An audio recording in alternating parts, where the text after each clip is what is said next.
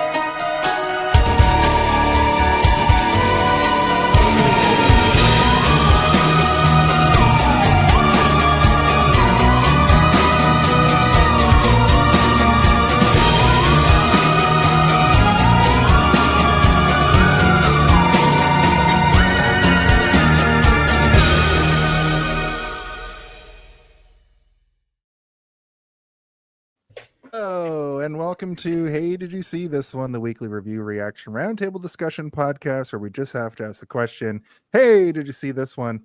On this show, we take a film and completely pull it apart, leaving no stone unturned. We're your co-hosts. I'm Antlers R. Phillips, joined as always by Stephen Boba Blackfly Waters. This is episode 195, and if you're playing at home, it's season 3, episode 96, I believe. All will be revealed when we get to episode 52. Spoilers, I'm just going to stop having seasons. I just needed to... Yeah, spoilers. Wow. I think you'll be okay with that. It is. I don't even know what season we're on right now, and you say it every episode. So. Season 3, buddy. Okay. Big changes are coming, and by big changes I mean it's going to be exactly the same, but with more us all the time. The longest episode you've ever seen, possibly. This is, of course, Crazy Cryptids Month. We are covering the spookiest monsters that could or could not exist, and this week we're talking about the film Antlers from 2021, and returning to the show, star of stage and screen, or just screen? Mostly screen nowadays. I started my career on stage, but I've transitioned roughly 6 years in. So you can see him fly through the stars in shows like Star Trek and a bunch of kids shows too. I think you do, and family sitcoms. I have my own show. Yeah, I have. It's Popularity Papers on YTV. Hell yeah. If you're in the States, I'm also in Law and Order Toronto. I'm in Surreal Estate. I'm in Murdoch Mysteries. Yeah, amazing. It's a new Matlock. I remember. I am in Matlock. Yeah. Unfortunately, the strike kind of moved production from Toronto to LA, so they had to replace Marcus, my character, with a new driver for Matlock. But you're the original driver. I am the original Yes. driver and actually had to drive Kathy Bates, which was a lot of fun. And I am so glad I didn't accidentally crash the car and kill her. Well, welcome back to the show, Michael Chan. Michael Chan. Yes! Or John Claude Van Chan, as I like to call you. Oh my god. I'm out. Okay, that's been our show for this week. We have to do it eventually. I have to ask you about your background. So you two have horns and I don't. So does that suggest you're horny for me? I didn't even I hadn't watched the movie when I made that yet, so I You didn't could have given me horns too. Now I feel left out. I wasn't sure how you'd feel about the horns, so I was like, I'll just not do. I'm horny all the time, so come on. Okay, that's definitely our show for this week. Yeah, well, welcome back, Michael. It's been too long. I think you were here for James Bond month in the fall last year, but let's try to make it sooner. Was it a rollerball? You were there for rollerball. More movies. Oh, rollerball. Well, oh, you also right. do Yeah, that thing. That thing, yeah. You also do the a pretty great episode. So you also do the podcast here on the United Fantasy Podcast. Heard Sound Must Investigate, which is great. It's on brand for this month too, so we'll have you plug that at the end of the show, and that's great. But at this time, I think it's time for a brief synopsis. Zardoz there he is. Speaks to you. He demands you synopsize this film. Tell him how, why, who, what occurs in this film. Oh my goodness, Noel. So if you've been here before, you know we do a brief synopsis at this time. I think Steve, are you prepared to give us a brief synopsis of this film? I am. So the movie Antlers is about a young boy and his school teacher. They live in what used to be a successful coal mining town. It's now sort of past its prime. It's in disarray. It's slowly sort of evaporating in terms of both community and spirit. Everybody seems sort of downtrodden. But this little boy, clearly there's something going on with him, and his teacher is overly invested, or maybe not overly invested, genuinely concerned, and she takes it upon herself to investigate what's going on with this boy. But little does she know that it's not just a bad home life, which she thinks is a mirror of her own existence in the past. She had a terrible upbringing, and a lot of bad stuff happened between her and her father and her brother and her mother. It's not fully kind of delved into in the movie, but we can fill in the blanks ourselves without having to get too grim about it. But what she discovers is that this little boy is living in squalor. His house smells like death. And upon investigating and getting others to investigate the home, they realize that it's much more than just a poor home life. It's a supernatural event because this boy is basically taking care of his brother and father who have been infected by some sort of mysterious creature. And, we will spoil this in our discussion, but it turns out to be a really horrifying monster. But yeah, that's more or less the plot. And interestingly, I thought that the monster that has horns in the opening video was the Antlers monster. It's not. The monster in this is so much more horrifying, including a man's face as its own face, but it's a hanging skin face. Actually, the monster in that clip in the opening video is also quite horrifying when you get a good look at it. Just to be fair, to give that movie credit, it's called The Ritual. It's very good. I wanted to do it, but we did Antlers instead. And you know what? Both Wendigo movies, both good. Awesome. But we're talking about Antlers today. That's true. Let's talk about our brief history with this film. All right. A brief history. Michael Chan, Mr. Michael himself. Do you have any history with this film besides other than you watched it this week? You No. picked it. I gave you a list. You said Antlers with like little to no picked it hesitation. specifically because I was like, I wanted to see this. I had purchased it on streaming and never watched it. So I was like, you know what?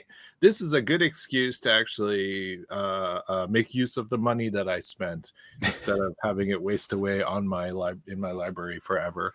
Am I flipped, or like, can you read my background? Or We can read it. Yeah, it's good. Yep. Okay. Sorry, I'm not sure which. On my end, it's backwards. But anyways, that was it. I was very curious. I've heard mixed reviews from people I know about it, and I was like, you know what? I really want to jump in. So I watched it and finished it literally 5 minutes before I popped on here. Yeah, you were messaging me kind of all week to be like, I have 18 sittings. family things I have to do, so I can have to watch it in 10-minute increments. And it's funny because I typically watch a movie in like 2 parts. That's beyond the pale. That's incredible that you did it that way. If that's how you have to do it, I mean, it's all good. Everything out. I mean, I can excuse you. You have children, but there's no excuse for Jason. I No. tell him every week. Can you just sit down and No, watch? man, just because you don't have kids doesn't mean you don't have a life, right? I get it. I guess true. I have no life. I watch movies all the time, and I enjoy them. I'm just trying to be nice here. Stop ruining it.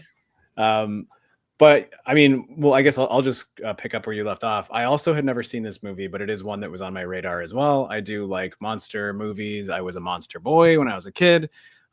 Everything in my life was monsters. I considered Star Wars a monster movie when I was a kid. The cantina scene, the Wampa in the second one, all of Jabba's palace. Those are just monsters, right? So anything that Guillermo del Toro has his hands in, I'm interested in, because I think that he also is just like a big monster guy as well. I'm not sure how deep his involvement was with the making of this, but it does feel like it could, in some semblance, it fit into the world of Guillermo del Toro's filmography, just in terms of visual style. But I had never seen it, and it was one of those things that, like yourself, Michael, it's been on my radar since it came out. I just I kind of forgot about it, and I never really heard anything good or bad. So it was just one of those things that I'd rather watch a really bad movie and know that I'm going to have a good time making fun of it in my mind or with the people I'm watching it with, or something that I know is going to be really, really good. So it just kind of kept sliding down the list of like things that I'm going to watch. So I am appreciative of us being able to cover it this week, because I really like this movie a lot. I thought it was great. I just wanted to say that I'm on IMDb, and it says that Guillermo del Toro and David S. Goyer are producers, with executive producer Nick Kantosca. So, yeah, what I meant to say is like how deep money he is. Yeah, like how involved was he in production? Because sometimes he's very involved, right? When it's a Guillermo del Toro production, like he'll be there, he'll be giving actual notes, he'll be expositing his wisdom to the people that are making it. But other times, like you said, he'll just like toss him some money and be like, I trust you, do whatever you want, but it has like a Del Toro vibe to it, which is either by design, or he just, that's one of the reasons that he greenlit it to begin with, is because like this feels like something that I would like to make, so go ahead and do it. Jason, how about you? It's similar to you guys. I was aware of this movie. It came out in 2021, so it didn't come out that long ago. But I had assumed it was a reindeer, like a Christmas thing. I just saw antlers and made an assumption. Obviously, completely wrong. But I did just watch it this week. But what I will say is that's right. When I sorry, my imagination's going wild right now with evil reindeer attacking a whole Rudolph the blood-nosed reindeer. He's got like dripping snout. Anyway, go I'm ahead. surprised he's not in the Blood and Honey universe. It's not really yet. But what I will say is I didn't know, even while watching the movie, until what's his name, Graham Greene comes on and basically explains that it's the Wendigo. I had a visceral reaction because my wife's grandmother lives in northern Ontario in a place called Rainy River. In the summertime, she would traditionally spend her summers in this kind of like cabin, this like summer home cabin by the beach. And we went up there about 8 years ago. And I'm not the strongest swimmer, but at the time I was like, I got this, and I was going to try to swim around this peninsula. Okay, I was going to try to swim around this small peninsula, and I vastly overestimated my ability to swim. I got stuck. Madison had to come out and sort of guide me back to shore. Or I might have drowned.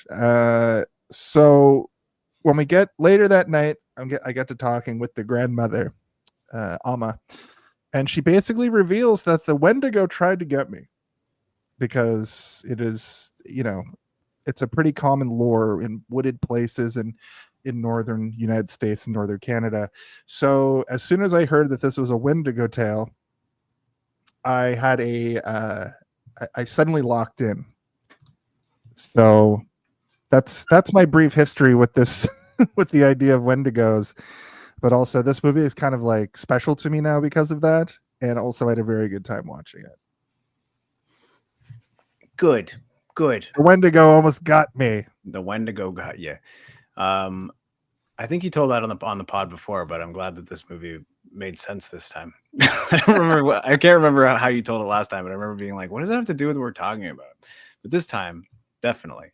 I didn't know it was a Wendigo either until I had my suspicions because I love all of like North American monster lore as well, and different types of cultural lore that spreads across North America and South America, especially.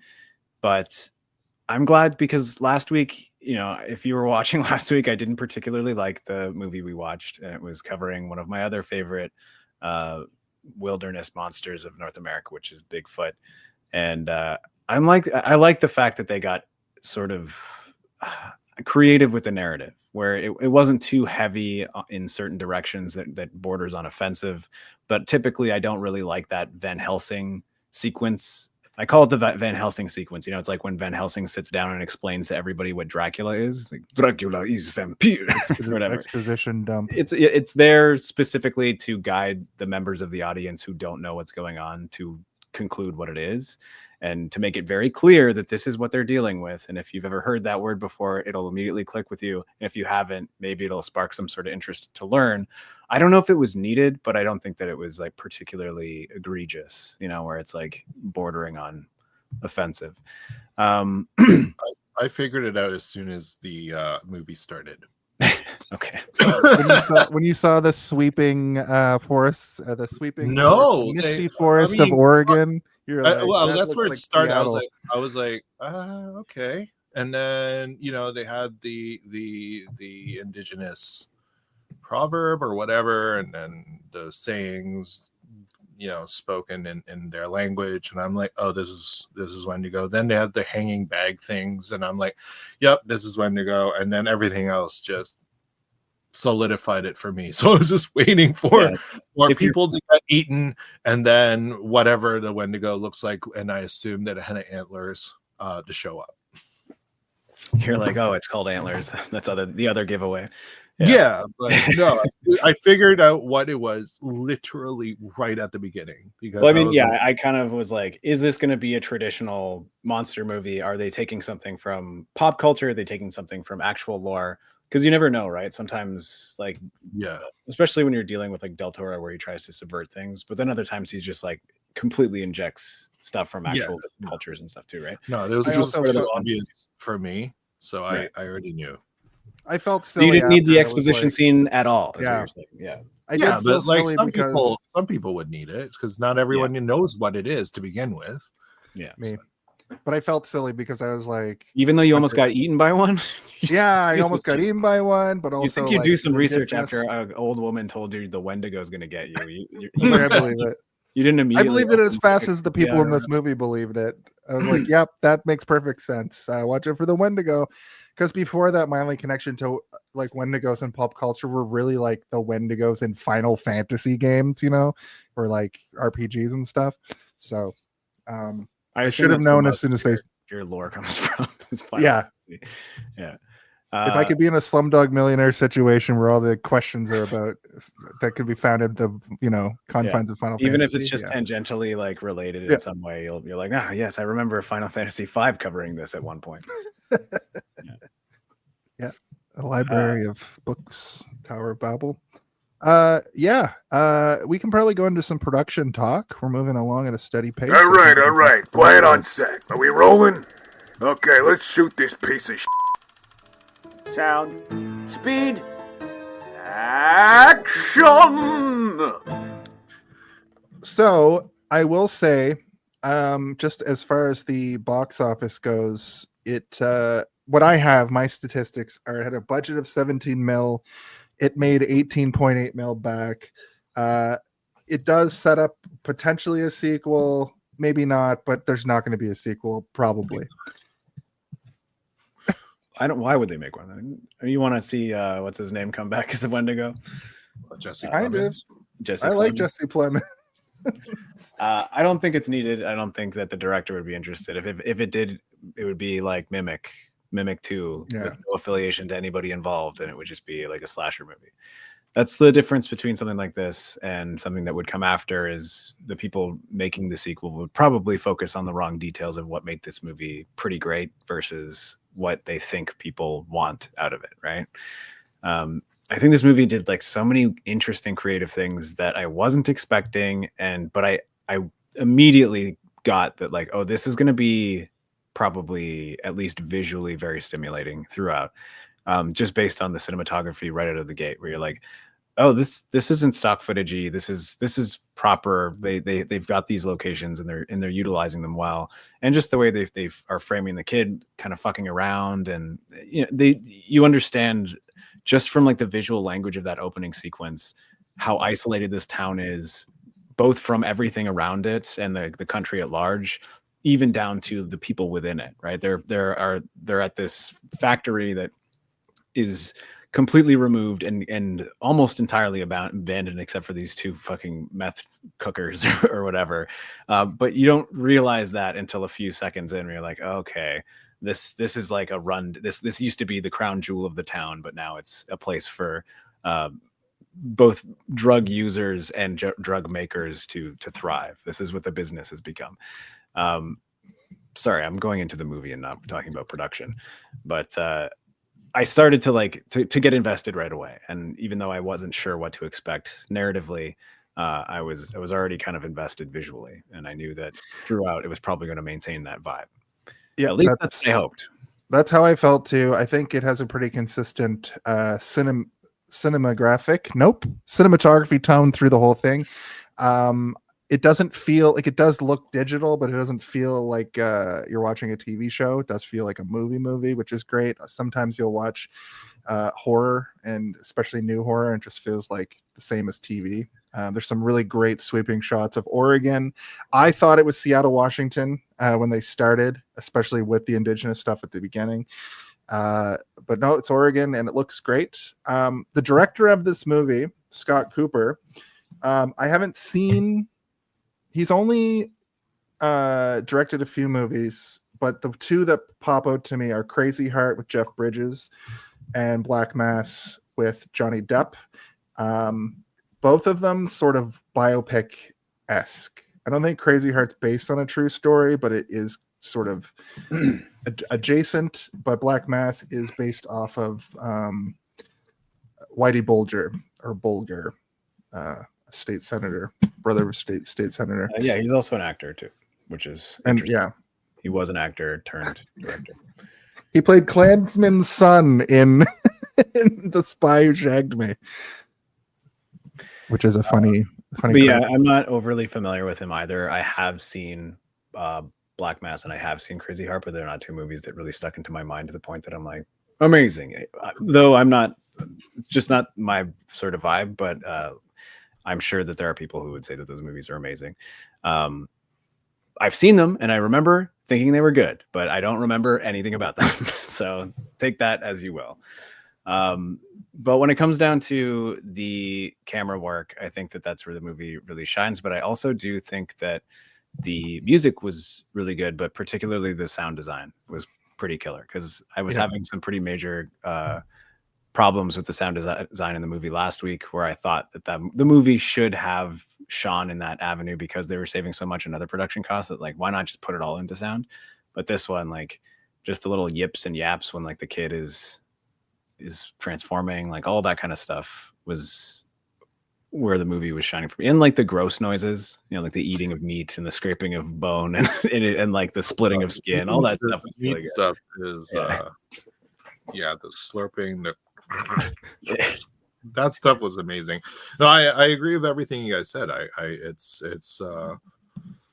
cinematography is fantastic, editing is fantastic, sound editing and engineering is fantastic. The color, like the coloring of the film is fantastic and consistent, right? Yeah, and that's like something that I feel kind of down on a lot these days, is the sort of the coloring of movies and the lighting of movies has, in my opinion, shifted to this realm that it's not unwatchable, but I have a preference, and it isn't what the standard is now.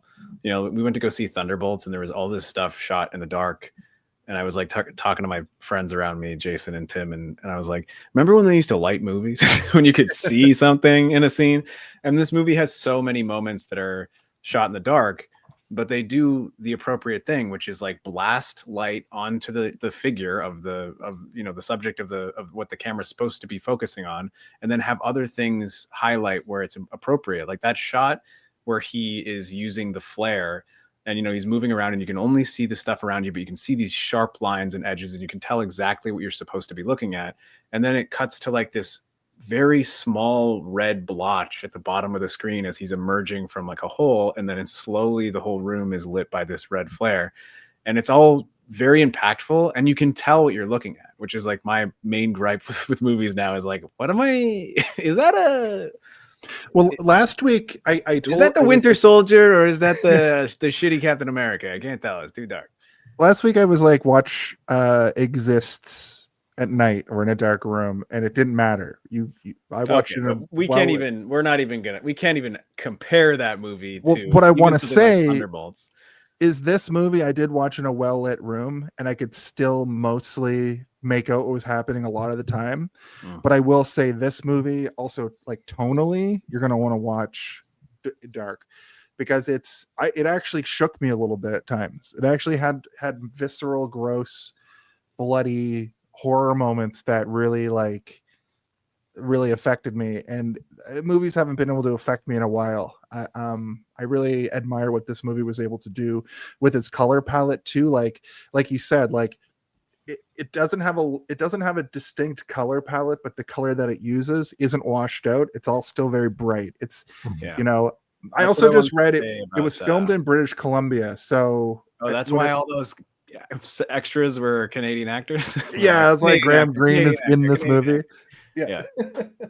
Yeah, as soon as he showed up, I'm like, oh, it's shot probably in BC. Yeah, this is most likely Vancouver. Also, the doctor at the end, I'm like, oh, it's my favorite round man from all of my childhood shows that I watched when I was a kid. I'm glad that he's still around. I think he's primarily a voice actor, but he does pop up in things every once in a while. Well, that does explain why the doctor's voice was fantastic. Yeah. He owned that scene. He did, yeah. He also gave him like a weird, I was going to say, like, grabs his elbow or something, and I'm like, honk honk as he walked away. I'm like, that's Great such a weird little manner. thing to add, but like, it's kind of good.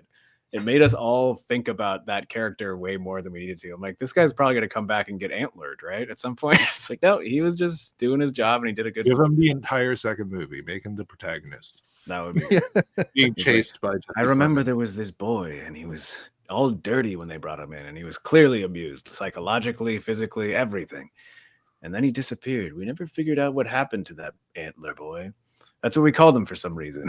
I don't remember why. It was probably in the newspaper. Then the sheriff disappeared. Everyone vanished that night, except They me. They made a point several times. Almost. Oh, I wanted to make a point off your point, Jason, which was the color palette.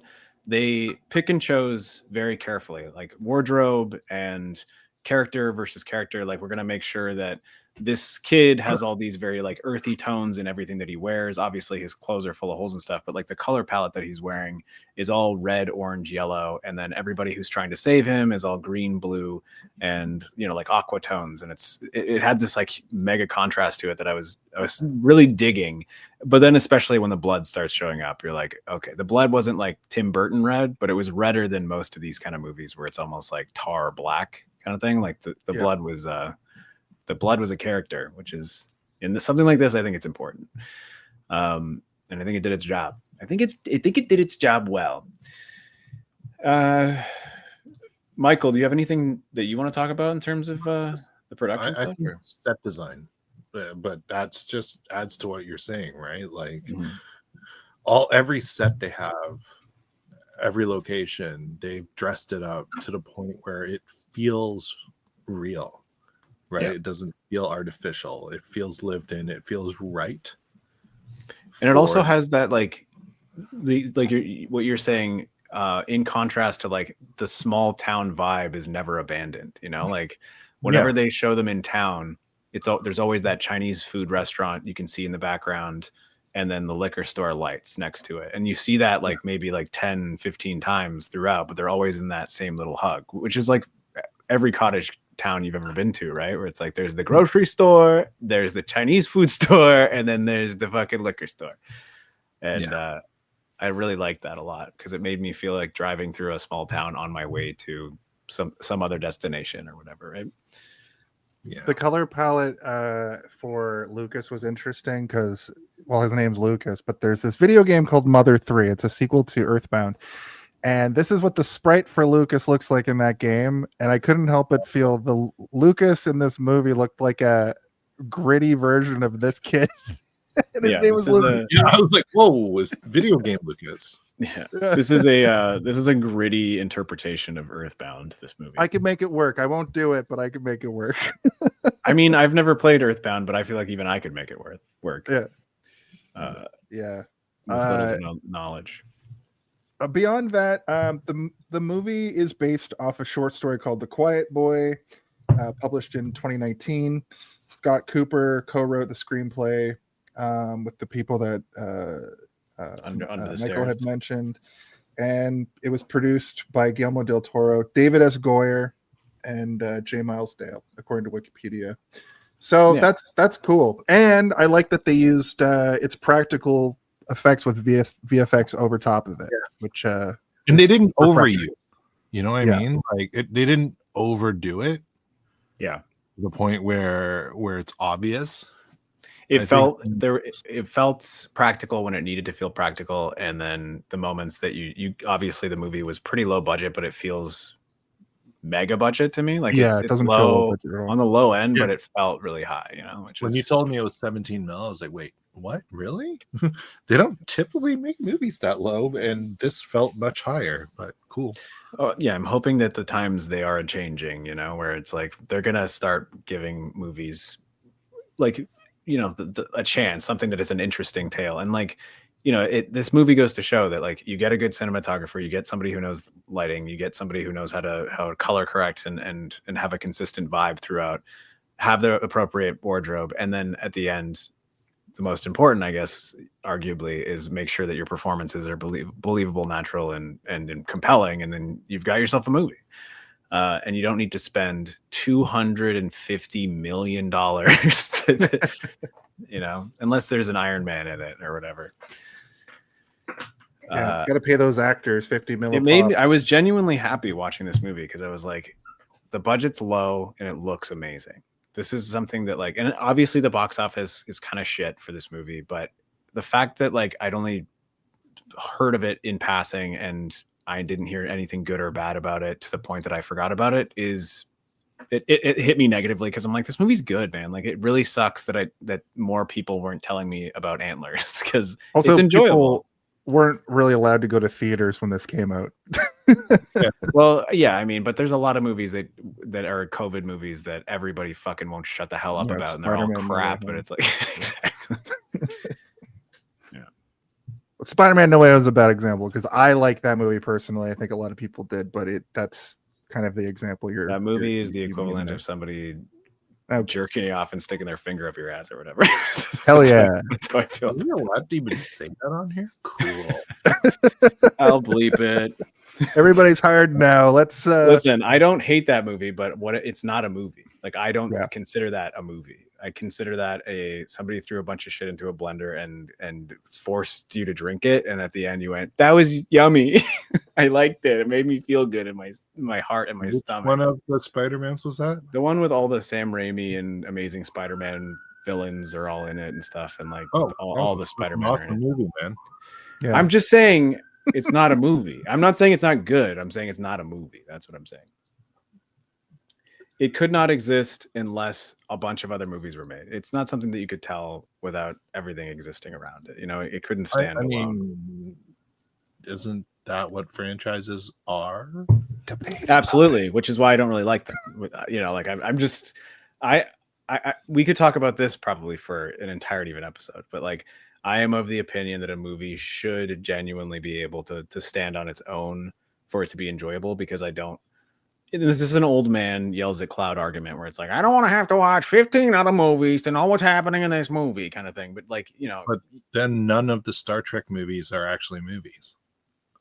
I mean, that's a different conversation for sure. But I think that I actually don't really consider the Star Trek movies. I consider them really long and well-produced episodes of the TV show. That's what I consider. So in reality, we don't have actually a lot of movies out there, in your opinion. We have so many movies out there, tons, just not the ones that get, you know, hours and hours devoted to. Have you been on Tubi lately? Have you seen Deathstalker 1 through 5? That is fair, but I would like to argue that those ones, although you don't have to watch anything else to watch them, I don't know if I want to call them movies. If you're going to not call other movies movies, all right, fair enough. But this is they're all movies. All right, they're all movies. Fine. They're not good movies. There we go. I mean, sequels are sequels, right? Yeah. Okay. This is a very overly complicated conversation we're breaking into that I feel like is going to take way longer, and it's going to retract from the conversation about Antlers, the movie. A movie that is a Antlers movie. is definitely a movie Stands by on its Steve own. Metric, It doesn't require hours and hours of viewing for you to have a good time. I agree with that. All right. Spoiler alert. Michael Also, hated this movie. Let's get into the body of the episode. But also, I just want to reiterate, I did like the movie sucking your dick and sticking his finger in your ass. I think that's sometimes a movie does have to do that for it to be good. I mean, that's a fun time, man. Yeah, that's what I'm saying. It's a fun time, but it's not a movie. I mean, it's a really fun time. All right. Let's back it up and talk about Antlers. Two and pinkies not up, buddy. Spider-Man. I try my hardest to not talk about Spider-Man on this fucking podcast, and we always end up talking about fucking Spider-Man. I don't know why. And Final Fantasy. Yeah. And Mother 3. The body of the episode. Steve. Oh, I left for a second because I had to take a breath. Let's go with the long body. Everybody back up, because here comes the body of the episode. Well, sir, we did it. We got to the body of the episode, and I just want to say that whoops, Mother Earth has been pillaged, stripped of her life's blood. A violation that has awakened a malevolent spirit seeking the lost, the frail, and the depraved. Stop. Jason's watching the audio. movie right now. I haven't seen it. Yeah, Jason didn't actually watch this movie. Just wanted to read this opening bit because it's good. Actually, that's the whole thing. It is good. What is the last part of it where it's like either you're frail, you're broken or something? Like I can't remember what it was, but it was like pray it doesn't take interest in you or want you or something. Pray it desires not you. Desires not you. Okay. So yeah. I mean, that's a really good sort of, classic way to open a movie. You already shake the foundations of comfort, right? By being like, there's something out there and we're not going to tell you what it is, but here's the story of what happened in this sleepy, Little mountain town, we love to make our coal. But the coal industry has collapsed for whatever reason. There's a few moments in the movie where you hear like a radio talking about like, we're going to reinvigorate the coal industry and here's how. And it's like fracking or something. You're like, okay. You've got all these sort of layers of the movie telling you that like this community is holding on for dear life, and unless some sort of like tech company can come in and reinvigorate it and like gentrify the whole city, it's basically just a bunch of people clinging to scraps of existence. Which we did not need the news, nor did we didn't need the indigenous opening to actually convey. Those are completely pointless. What In fact, the entire opening of the movie was pointless because the movie did not delve into any of that, and it's useless. The indigenous stuff or the fracking? The idea of taking and angering spirits. That's actually a good point. Was never really looked at in terms of what we. Okay, when I saw that opening, okay, this is what I expected. You have an indigenous saying. You talk about the essentially taking from the earth, taking from Mother Nature, taking from things that we should not be taking, and you have it all said in an indigenous language. I expected these things to play a major part in this film. Instead, you got basically a white film of one indigenous actor, a Wendigo, and then and no talk about real actual any exploration of taking from anything. Yeah, absolutely. And like I said, like if anyone wants to really complain that like everything is woke, I'm sorry, this is the whitest movie I've seen.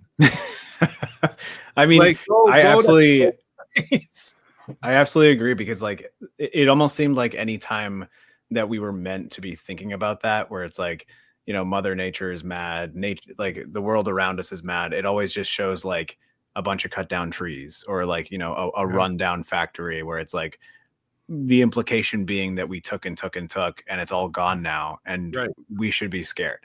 And what pissed me off was like right at the end of the movie, they did like all these shots of cut down trees and the water doesn't look nice. I'm like, but that didn't play into this movie. It's not what it's about. You guys don't care about that crap. You're just putting some stuff in for flavor and not for actual.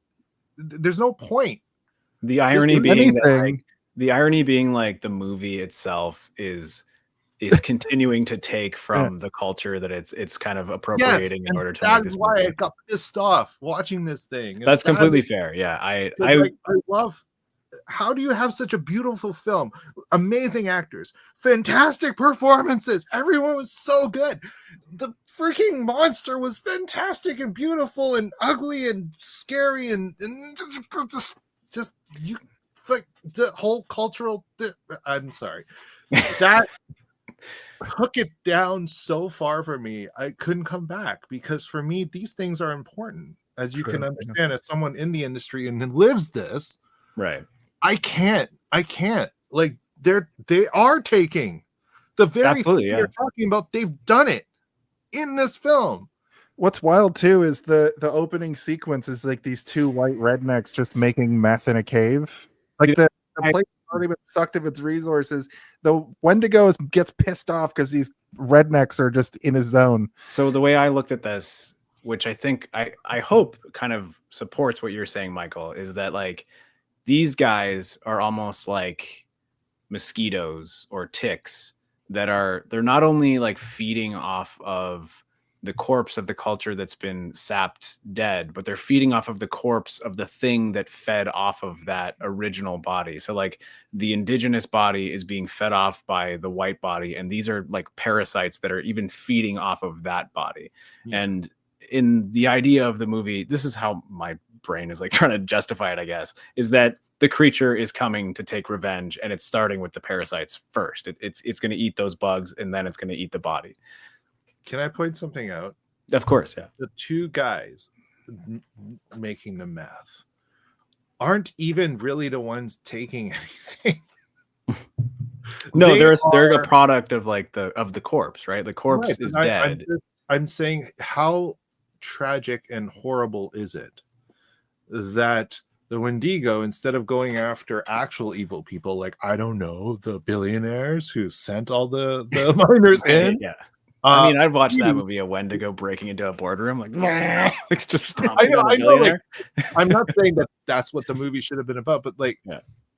maybe pick on, I don't know, middle management mining dude or foreman. I don't know. Just these two guys are the bottom of society, and they are in poverty and trying to survive. One of them has a kid, and you pick on this poor family.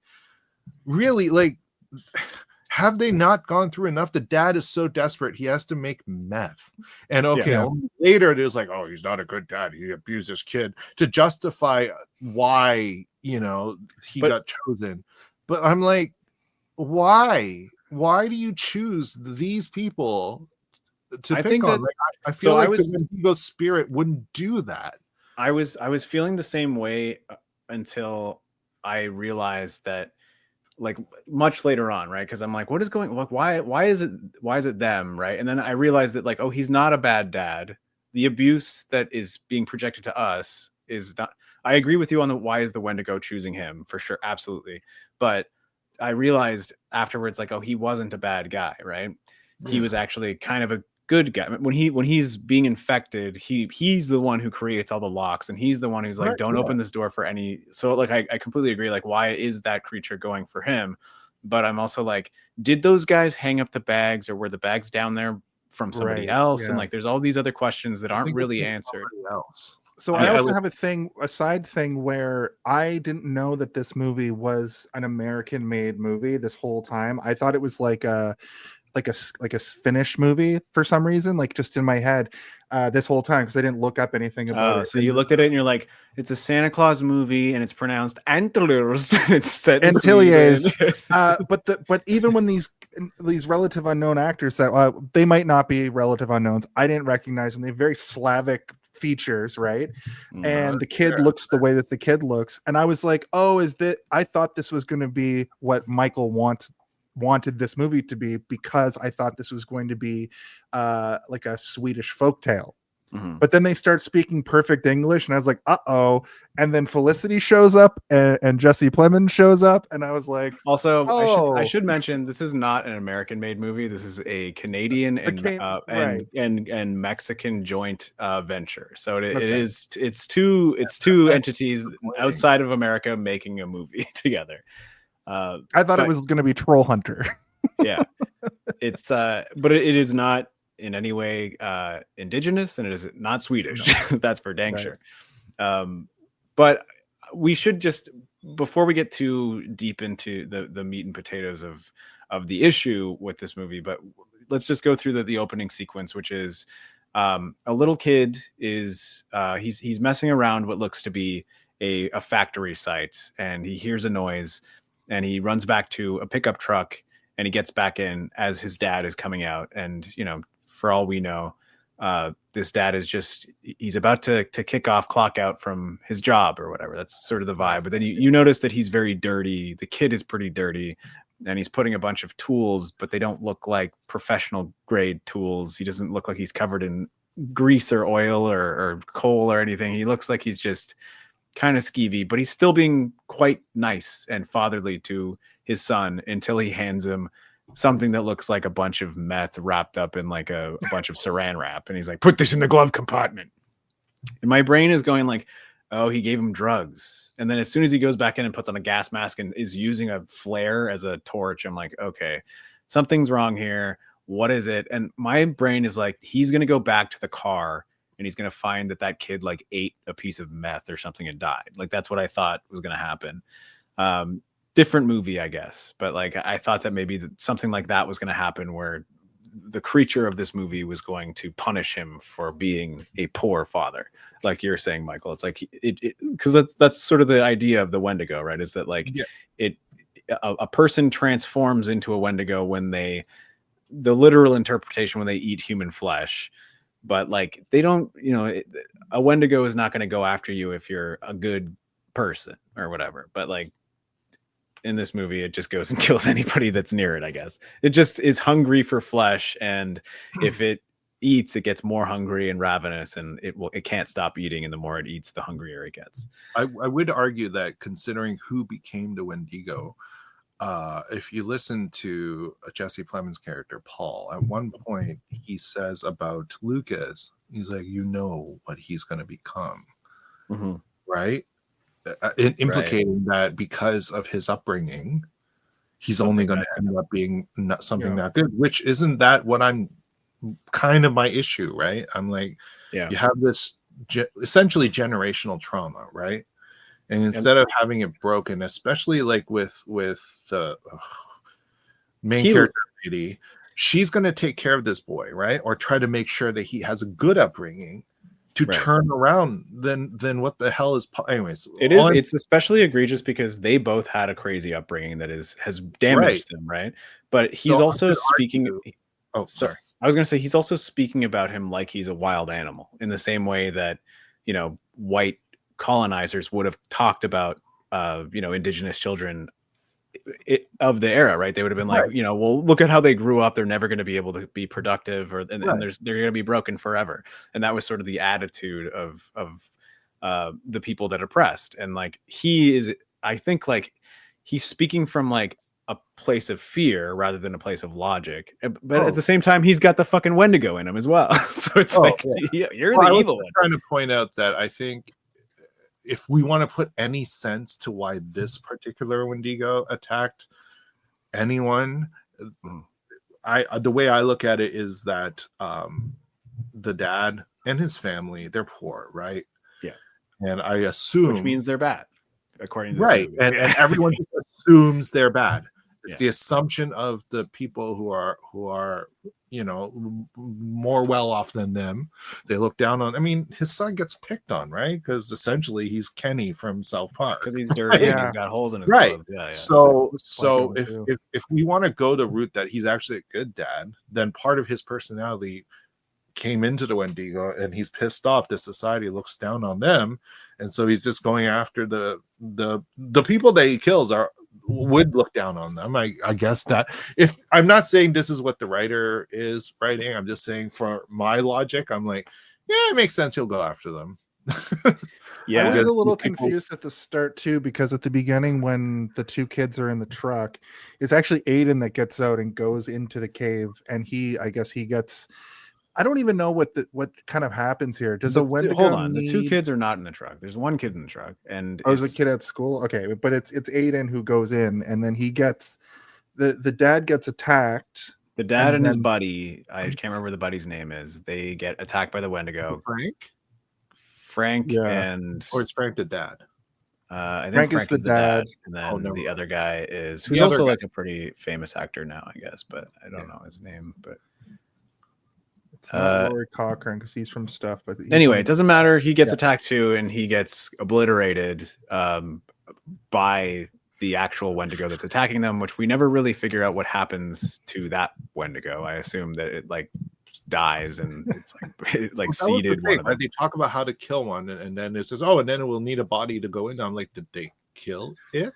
Well, so I'm wondering if when the Wendigo attacked the dad, it had to have like a surrogate, like a somewhere to jump to, and that's why Aiden is also affected. But he's just sort of the same, but he's bleeding out of his eyes. I thought that it turned into the ash because like its heart is like a boiling engine or whatever, and it gives off these sort of embers of fire.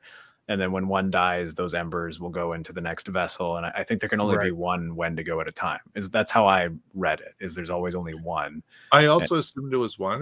That's why I was confused about Aiden being infected.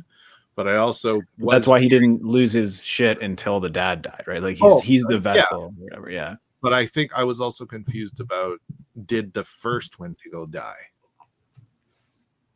Like I think that it died... They shot him a bunch, in the opening sequence they did.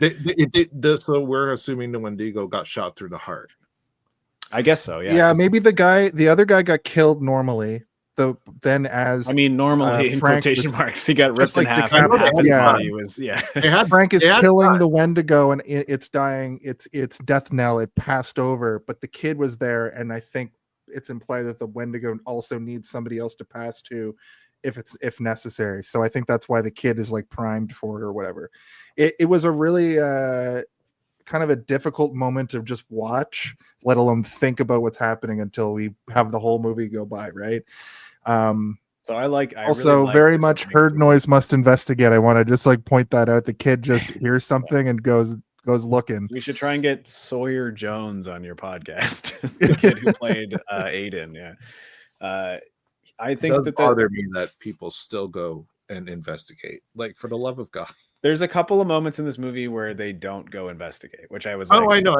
yeah. I'm just But saying, when I was people- also, because I had been given your new headline for your podcast. I actually recorded some stuff for it today for the outro, Oh.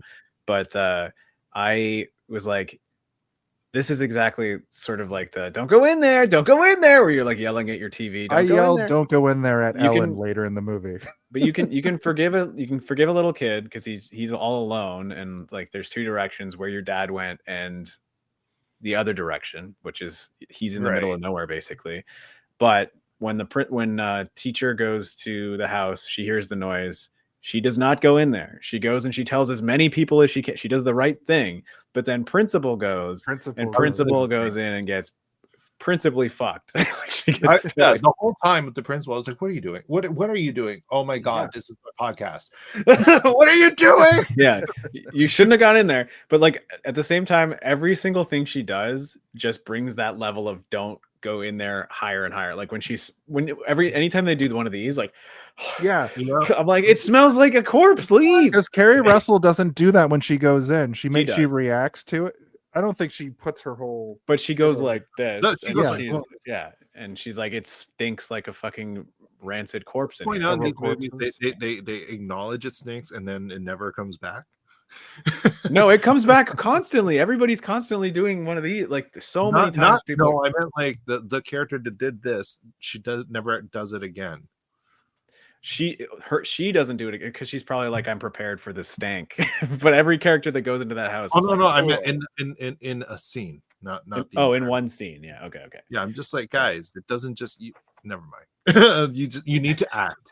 You need to be like, like every step you take. You're like, I just thought Ellen, the principal, did a better job at like keeping up the thing. I wrote down in my notes, Jason, Ellen, the principal, looks like Madison if she was 40 years older. That's what I like. If she was 85 years old. Yeah, if Madison just kept dyeing her hair blonde forever until she became an old lady. Yeah. Yeah, so after this opening sequence, the monster attacks them, and we kind of went over that, but it cuts over to no, her name's Amy Madigan, which sounds like Madison. Is that her? You're the time traveler who double fists McChickens, and your wife is the time traveler who stars in movies. Yeah. Yeah, it's true. Yeah. I like to double fist McChickens. Michael, I don't think you were here for that yet, but I was playing TikToks on the pre-show, and there was this man who was just giving her on some McChickens. So we go over to the school. Jules Warner, I think her name is. It's like 3 weeks later, which is not Julia a lot of Meadows. time, but it's enough time for desperation to begin to whittle down a child. That's for certain, especially a child who has become accustomed to probably having to take care of his drug addict father, who has become worse and worse since his wife died or whatever. I don't know. Who's now a snarling zombie demon man. Yeah. But he's reaching the end of his rope. But I mean, kudos to him for still going to school. I guess because he's like, I got to keep up appearances. People are going to investigate my weird raccoon corpse filled house. He's also feeding them skunks and stuff. Like it probably smelled crazy in that house. Crazy. It's actually really smart. If you really think about it, like just the amount of skills he taught himself through the movie. True. Down to even carving. He learned wood carving. Yeah. And corpse carving. Corpse carving. True. It's called butchery. There's another version of this movie where it goes on longer, and he maybe the character would have to be a little bit older, but he starts trying to get humans to I come kind into of the house? appreciate the way that Because he looks at that principal at one point like, do I have to get her into this house? Yeah, I really appreciate the way they structured it, right? Because like there is a version of this movie where we see everything, but we are like questioning what this kid's logic is and why he's been doing this, and like why not just go to the police? Why not go to your teacher? Why not tell everybody what the fuck's going on? And then you do get that brief montage where they finally bring him to the hospital that shows you exactly why he's not doing it. And you immediately, like, your level of like, this kid's a fucking idiot goes down to like, oh shit, this kid just loves his brother and his dad, and he's like actually just trying to help them.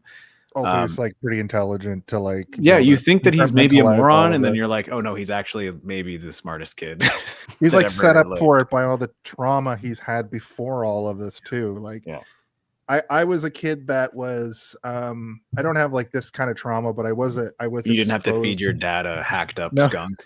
Okay. I was exposed to a lot of things I shouldn't have been exposed to, like as a small child. Like my parents were always partying and kind of talking to me like I was an adult. So going into my teenagerhood, I kind of had this like, what is anybody talking about? You know, like I can't relate to a lot. I did end up leveling out, you know, towards the end of high school. I sort of, there are people that also went through this stuff and are very realistic about it. But when you're exposed to that kind of stuff at a young age, you both probably know what I'm talking about. You sort of become wise beyond your years. And this kid obviously like was like, oh, it's just another drug addiction. Yeah, they used to call What I me have to deal whiz kid in high school, but it's because I peed my pants all the time. I'm just kidding. About the nickname. Are you? It was different. They called me piss kid. Yeah. I mean, the last thing No, I get what you mean. And like this kid he's going through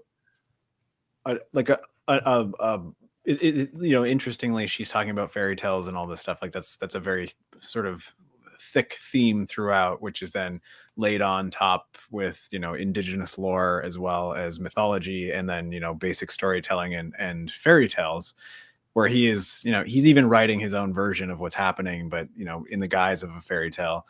But he is legitimately living one, right? Like a very scary, twisted fairy tale. Oh yeah. This was clever too. Like this is kind of what Michael was talking about, where they do bring up Aboriginal folklore for this segment. She's like an English teacher, probably.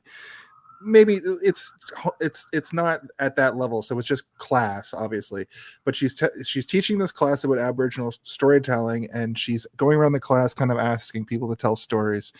And then we get this like 1-2 punch of Lucas, tell us your story, and then he's bullied immediately, and then he tells a story without reading. He has this happens later, but you are right. But this moment happens later. We get. Is this with the monkey part? This is the part where the kid who clearly has been held behind like 2 years. Everyone's like a foot and a half shorter than him. But yeah, he's like dry humping a monkey, which I think is supposed to be Lucas's monkey, and he like stole it from his backpack or whatever. Mm-hmm. And he is like a classic bully in every sense of the phrase, where you're just like, okay, he's just literally a redhead. He is a redhead, yeah. But I mean, they balance it out by making the only other kid in the class who speaks a nice little girl who constantly wants to answer questions, also a redhead. And the one point where like he's like, he can't read. She's like, he can't. You don't see her say it, but you can hear her voice in the background. You're like, he can too read, which is like, yeah, like I was like, good for her. She's standing up for him.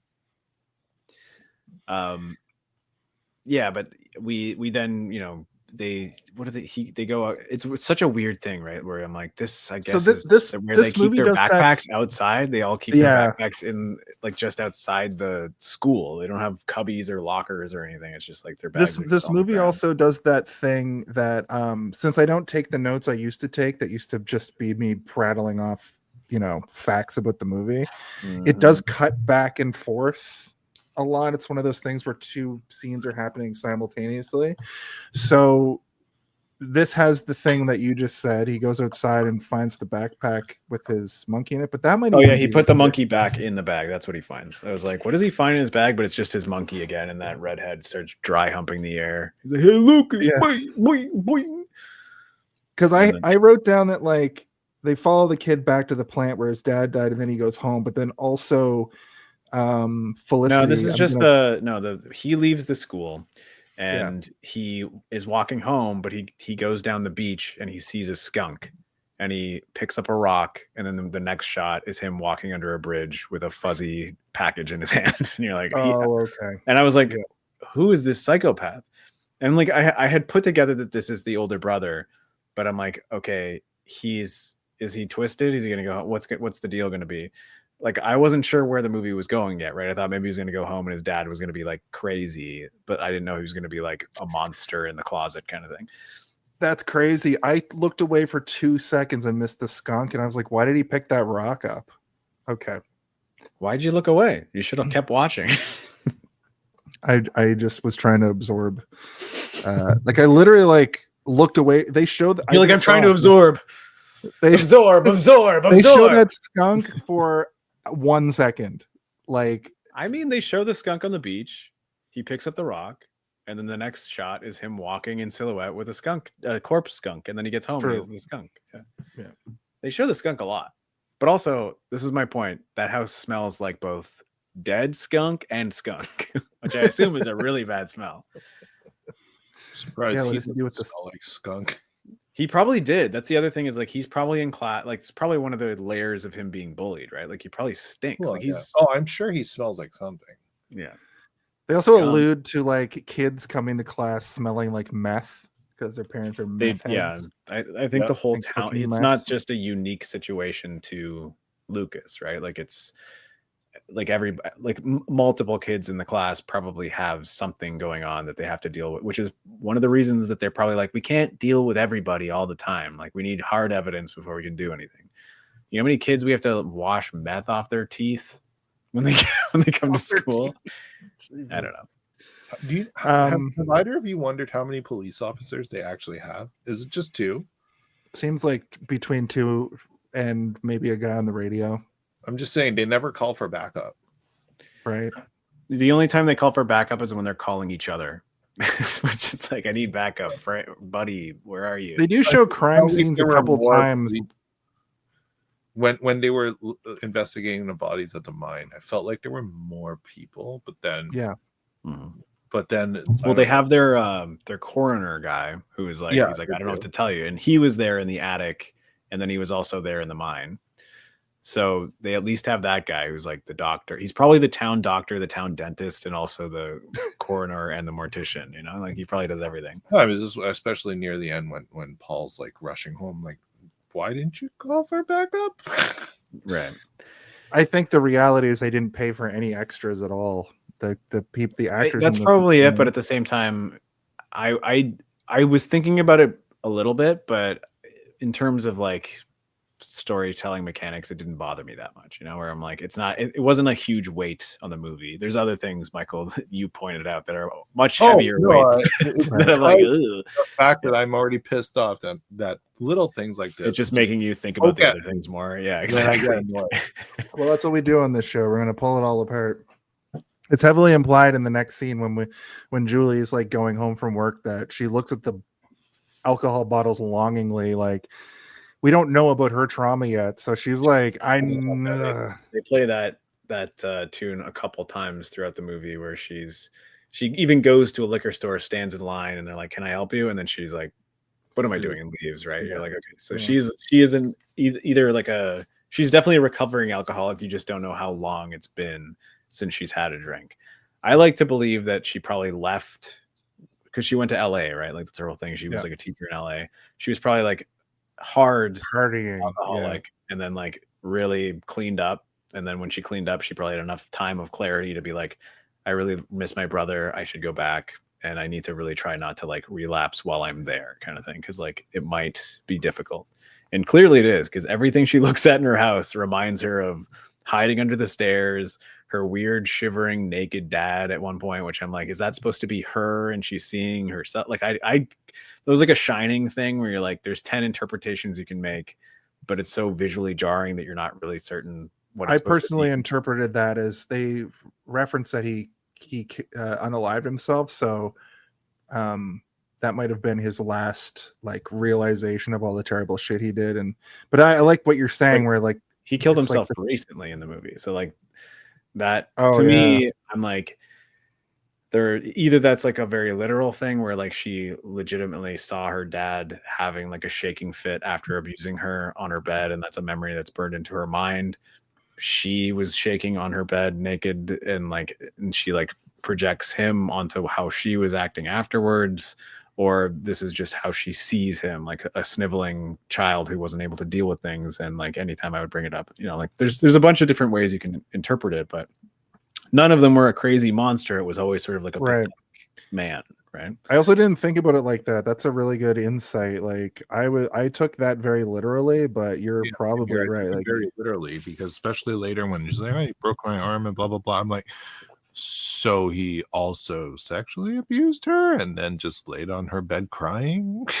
I think like the nudity was like where I'm like, okay, so that's where because you can always draw sexual assault at any point. All you need to do is have like a child shivering in a corner and like footsteps coming down in silhouette.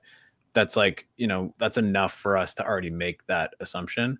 But as soon as you have like a full grown man shivering naked on a child's bed, you're like, okay, I think that it was probably way worse than even what we're projecting onto it. And then you also have to think about like what the brother went through, because there is a moment where the brother is like, you have no idea what he did to me too. And you never get an exploration of that, but you can No. assume that he probably did something to him. Oh, as well. I already assumed that Yeah. Paul had been abused in some way as well. Yeah, I mean, he has like a bunch of idiosyncrasies that line up with somebody who's like, I have my life in order because I've figured out my shit before. He did shit to me too, and like I like my pills to be over here hidden in a corner. And she's like, I thought it would be easier to find if you just put it over there. And he's like, no, I put everything exactly where I want it. And then he like moves a bunch of stuff and puts his pills like deep behind a bunch of other sort of like vitamins and like spices and stuff. Like he has his pill bottle hidden in a specifically weird spot. I was like, whoa. Yeah. because it's Jesse Plemons too, I was sure that he was gonna be some sort of villain in the movie, which he isn't, save the last 1 minute. But like I thought that he was even then he's still kind of a victim. He's not a he's a victim. He's not a fucking villain at that point. But I thought that he was going to have something, but then I think the reveal that assuaged that for me was that he had to be in that household as well. And the kid, like when it cuts to the kid while they're talking, they're doing exposition situation, telling us about their childhood. We see the kid like at home. He cuts the head off the monkey, which we find out later he does a dog poop thing to the bully with. And then we see for the first time him go to like the door, but we still don't really know like what's behind that door, which is also one of my favorite mysteries about this movie. I accidentally turned the movie back on to just like Bill fucking mutating, and I was like, how the fuck do we get there in 10 minutes? So it was interesting how they did a bit of a slow burn at the start of this movie. It's crazy because like where we're at in the movie timeline wise, like I was planning on watching it with Danny, and then so I got up to this point, and then Danny called me and was like, do you want to watch it now? I was like, all right. So we went back, and so I watched the first 20 minutes again, but that's only 20 minutes into the movie. I mean, this is like a fairly decent length movie, and they ram so much like we know so much about every character already at this point. When he's like the door and he's like kind of freaking out with the door jamming or whatever, I'm like, I know a lot. Watching it twice in a row, I'm like, I know so much about all these characters that I feel like I can watch from this point on, and all the assumptions that I've made are probably going to line up and make sense perfectly if they tell the story right. And that's one of the reasons I appreciate the movie, is that I do think that every character acts accordingly to the things that they set up in the first 20 minutes. Like cultural appropriation aside, like, I will keep saying that, Michael. You're not wrong. Like everybody, I did say, like, I mean, the characters, I mean, outside of phenomenal performances, like the logic of the characters themselves, yeah, for the most part, maybe not the principal. I just but, feel like I'm being Johnny most part. Oliver. Like, cultural appropriation aside, it's a pretty good flick. You know what I mean? Yeah. I have issues with decisions made. Like I said, it's not just a cultural appropriation; it's picking on the poor people. Yeah. That piss me off.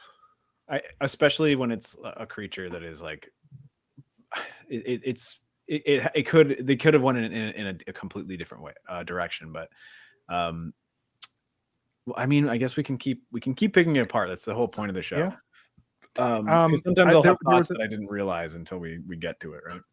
There was an interesting implication. Well, not really an implication. He pretty much says it outright. But I think Jesse Paul is like the sheriff, or like he's the head of the team. He's the for sheriff. police now. Yeah, he's the head sheriff, of the sheriff, and he has to go evict a family. And he's like, it's a tough job, but somebody's got to do it, and it was left to me. And then I think the dad had that role before he killed himself. Jason.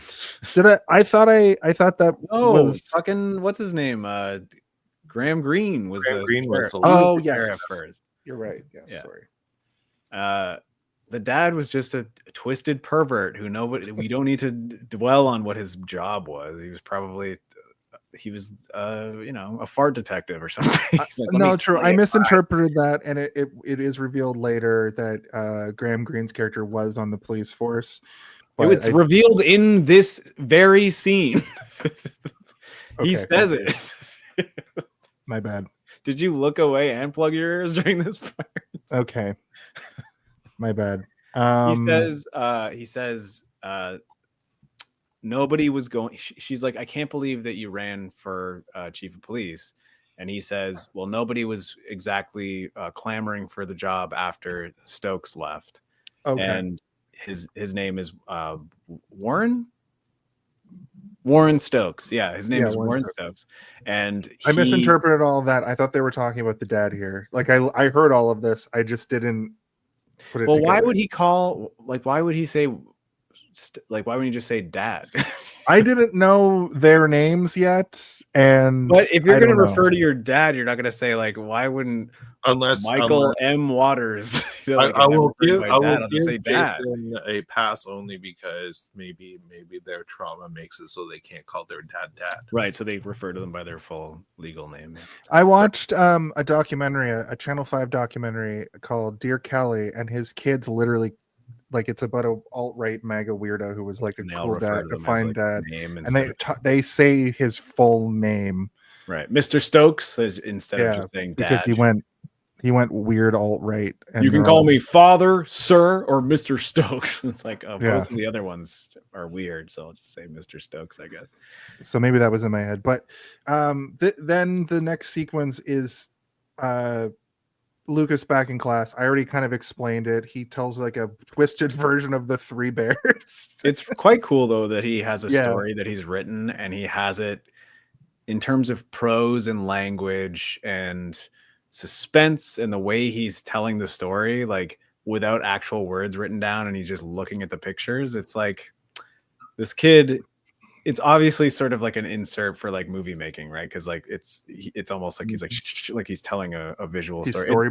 It's a really cool way to both visually and narratively through spoken word tell a story that I don't know if I've really seen it done in this way before. That is like every image is spookier than the last, and the fact that it's just him telling it, and everybody is enthralled. Like every single kid in that room is enthralled. Even the teacher is, and she's like, "Holy crazy." So I'm gonna expose my movie slowness once again. Here's my line of thinking. He tells the story. Their insides turn black, and they want to feast on meat. Oh, the dad and brother didn't die, and they're demons or something, or maybe a werewolf thing where they turn into reindeer. This is actually pretty interesting. Love it. Listen, Jason, we can forgive you for not knowing when to go. When does Santa come to pick them up? Yeah, I still think this is a fucking. Well, here's the thing: is reindeer. yeah, the thing for me, Jason, is that like I can forgive you for that because you don't really know what the movie's about yet. What I cannot forgive you for the fact that you just thought that they were talking about their dad in the last scene when they're talking about an established character that I isn't their think you should. dad.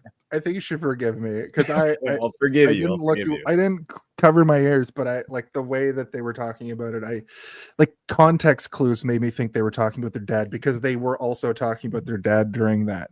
You know. Yeah, I I think, just but I missed. think the purpose of that scene before is to show that he also has his sort of like eccentricities and idiosyncrasies and weirdness. That the purpose of that is to show that he is also fucked up, but also to show that like she's so uncomfortable even speaking to him that she's like fiddling with her orange peels and stuff and stacking them like during the conversation. It's all Right. really Yeah. like everything is awkward, and like, you know, when you're talking to somebody who you're not truly comfortable with, either you just met them or you know there's something that you need to discuss that's underneath the surface but you don't know how to bring it up. All of that is very alive in that from both of them, where he's like, he looks like he's about to argue with her but he's trying to not do it, and she's looking like she's trying to not invoke an argument. Yeah. I think I it's will say, fucking great, man. Jesse- It's a good scene, Jesse little Plemons scene. was perfect for that role because that's one of his specialties. He also has sort of this natural face of like, you can't really read. It's almost like a blank slate where any emotion that you need to be can just exist on his face because it's almost like 10 emotions at once are already just naturally there. Well, he can be so horror. Like if you think about him in Breaking Bad, he's such a terrifying character, but he plays it like he's like an idiot. But he's like a calculated, like stone-faced murderer who just presents this air that he's a dummy. So whenever I see him pop, that's the first time I ever saw him. So whenever he pops up in movies, in Black Mirror, and it just I always just get this like vibe from him. So that's when I saw him come on and he was acting weird with his sister, and they have this generational trauma and stuff. I was like, until he I said, feel like well, he's you don't Play-Doh. Like he's like a Yeah. director and a writer can take him and mold And him just do very whatever. easily. You know, it's not like Until he it's says not a that stiff line. piece of clay. It's almost like it's like Play-Doh, where you're like, I can use you how I need you to be. And like, I think that he's aware of that because he is so fucking malleable. Like he can be in Well, so many different scenarios and do when he exactly says what that he wants. line, you don't even know what dad did to me. It chilled me to the core. Like Yeah, I was like, was I didn't even his think about delivery it was before that. phenomenal. So good. So good. Also, this little scene here where we get a glimpse of the dad's eye through the keyhole was also like very jarring. Oh, You yeah, know? that was good. That's when I'm like, is this an Evil Dead movie? Are we dealing with Evil Deads? Is this gonna happen? And there is a little bit of Evil Dead, man, but because like the Deadites in Evil Dead, you can pacify them, and they can be a captive for a time when they know that the demon is trapped in them. They just need to like bite you or whatever to get the demon out. It had like a reverse Evil Dead vibe where it's like, instead of the basement, they're locked in the attic. But also a little Hellraiser because the man's transforming in the attic. That's very Hellraiser. Yeah, I mean that's also Evil point. Dead. That's every Evil Dead. They lock them in the cellar before they fully turn, and Ash is like, "We're gonna have to kill them when they come out." And everyone's like, "No, Ash, it could be my mom still." I was like, "No, baby, that ain't your mom." So yeah, it seems like Jules, the teacher, is taking interest in the child. Follows the kid, takes the kid for ice cream. The kid is like, once again, wise. He's like, don't follow me Don't around. follow me. Yeah, I was like, I love Also this a good kid. sequence, though. I don't know how you guys felt about this, but like, did you ever have like a teacher like express concern when you were a kid and try and connect with you in some way? Not really. No. I did a couple times. I think I was also just like a weird kid, right? Like I also drew a lot of weird fucked up shit, and people were like, is everything okay at home? And I'm like, yeah, it's fine. But they never followed me home and cornered me at an ice cream shop and was like, let me buy you some ice cream.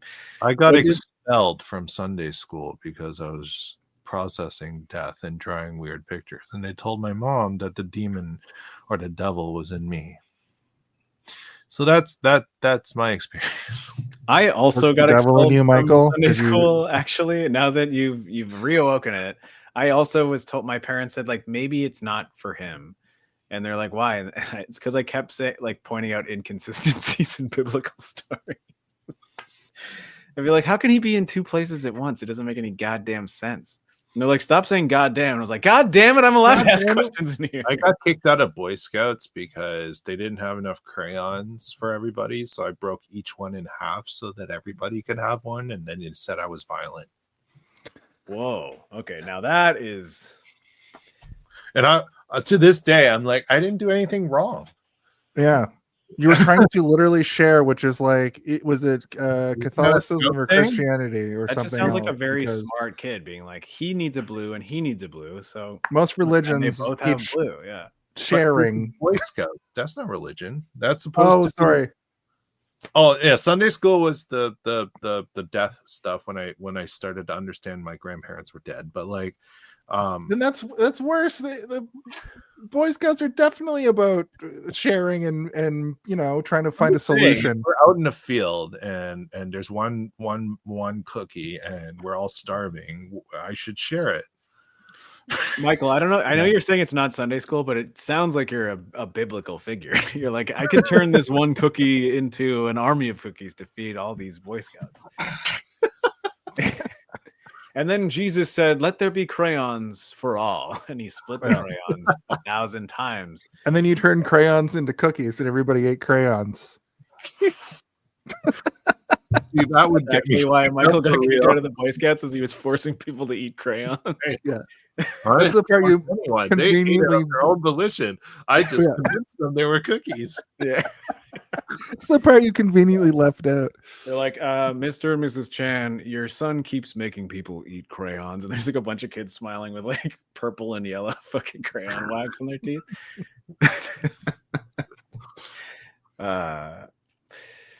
Anyway, so they have a nice ice cream chat where she tries to, use her LA powers of like, this is how I used to interact with children in LA. I would be like, what's your favorite vegetable? Mine's ice cream. What's your favorite fruit? Mine's a hamburger.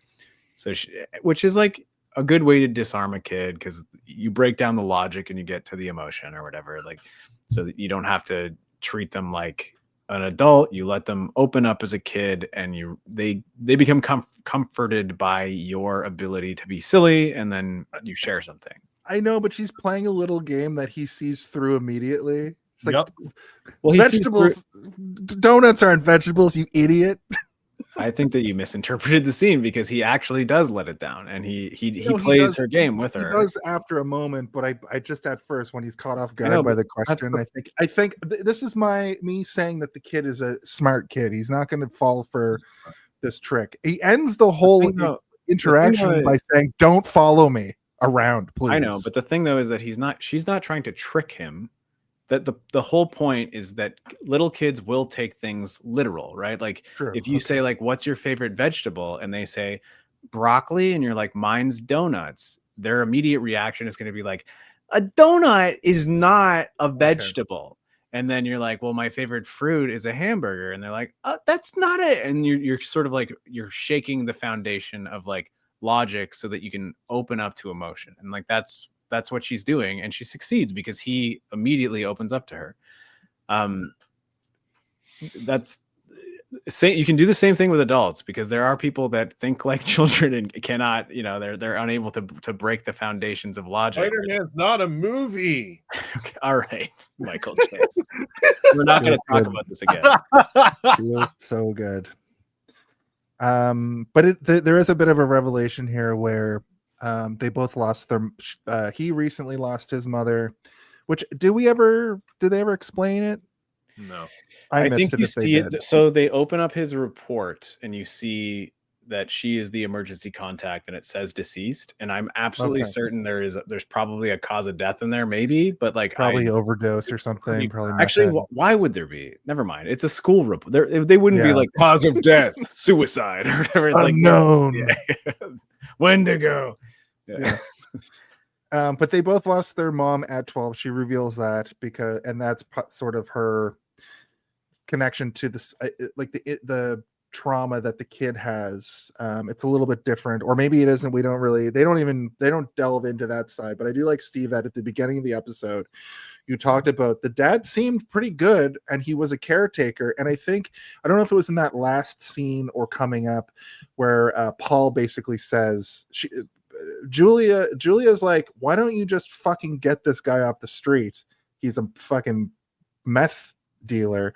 And Paul's basically he keeps the kid from being put into the system. He keeps a home for the kid. So like, absolutely. I don't want to put him behind bars. We have cause, which also humanizes him a little bit. But he also does say like, I have tried though. Like, but at the same time, like every single time Child Protective Services comes in, they deem him somehow a fit parent. And it's probably because there are so few fit parents in this town that they're like, I mean, as long as he doesn't have loaded guns in the house, it's fine. He just has them in caves that the Child Protective Services don't know about. I had one more thing to say about that scene, but I don't think that, I think it's just going to be sort of redundant at this point. But yeah, like you said, Jason, he gets up and he's like, don't follow me again, which is like, he is absolutely aware of his surroundings at all times because he's killing skunks, he's finding raccoon corpses, he's probably picking off squirrels, and he's bringing food home for his dad. But he's also, I don't, you guys can just feel free to disagree with me, but it seems like to me he's giving the dad the meat, and then he'll have like a pack of rotting French fries or like a rotting apple, and he's feeding the kid vegetables and like proper food that has just gone bad. Like he'll find it in a dumpster. I agree with you. He's taking care of his brother and definitely not giving him what the dad's eating and finding whatever he could. I was wondering about this too, because he very, like you just said, in this next scene, he finds like a dead fox or whatever and we see him butcher it and feed that to the raccoon. But the thing so I thought it was bacon and I thought he was feeding his brother real food, but then I'm now realizing that like the things he was pulling out of that styrofoam were black. The reason why I thought it was rotted French fries, like rotted French fries. Yeah. But what I thought he was the next time he does it, there's like he's pulling things out of a bag. I thought it was like candy or Reese's Pieces or something. But that's a very good. Yeah. So I don't know if the kid can eat real food. I think this is where I'm going to draw a hard line with what I think it is. Okay. He brings the meat in, the dad smells it and attacks it and is always distracted. Then because he has that styrofoam shitty fast food container, it's probably full of like a half rotted burger, like a couple bites left in a burger and a bunch of French fries. And he saves that after the dad takes the raccoon carcasses and is mowing out in the corner. And then he gives his brother the food that he knows is probably not safe for him to eat, but it seems like they can eat anything and the brother is eating it. So like, he doesn't want to get his brother to eat the creatures, right? Like the things that had to die with suffering and like the desperation food or whatever. Like it's still desperation food, but in this case, it's like people threw it away because they couldn't eat it anymore. Whereas this is just like, we had to scavenge that from the garbage. Yeah. So. And like he gives him an apple at one point and it doesn't look too bad, but you can tell that he's feeding him stuff that isn't as on the cusp of cannibalism, which is what the Wendigo is born from, right? Where it's like as soon as you eat the blood of a human being or the flesh of a human being, that's when the Wendigo fully blooms, and that's what happens later in the movie. Like he eats the principal and immediately turns into a full Wendigo. A full reindeer. A full reindeer. This movie should have been called Reindeer. Reindeer Games. Wendy the Reindeer.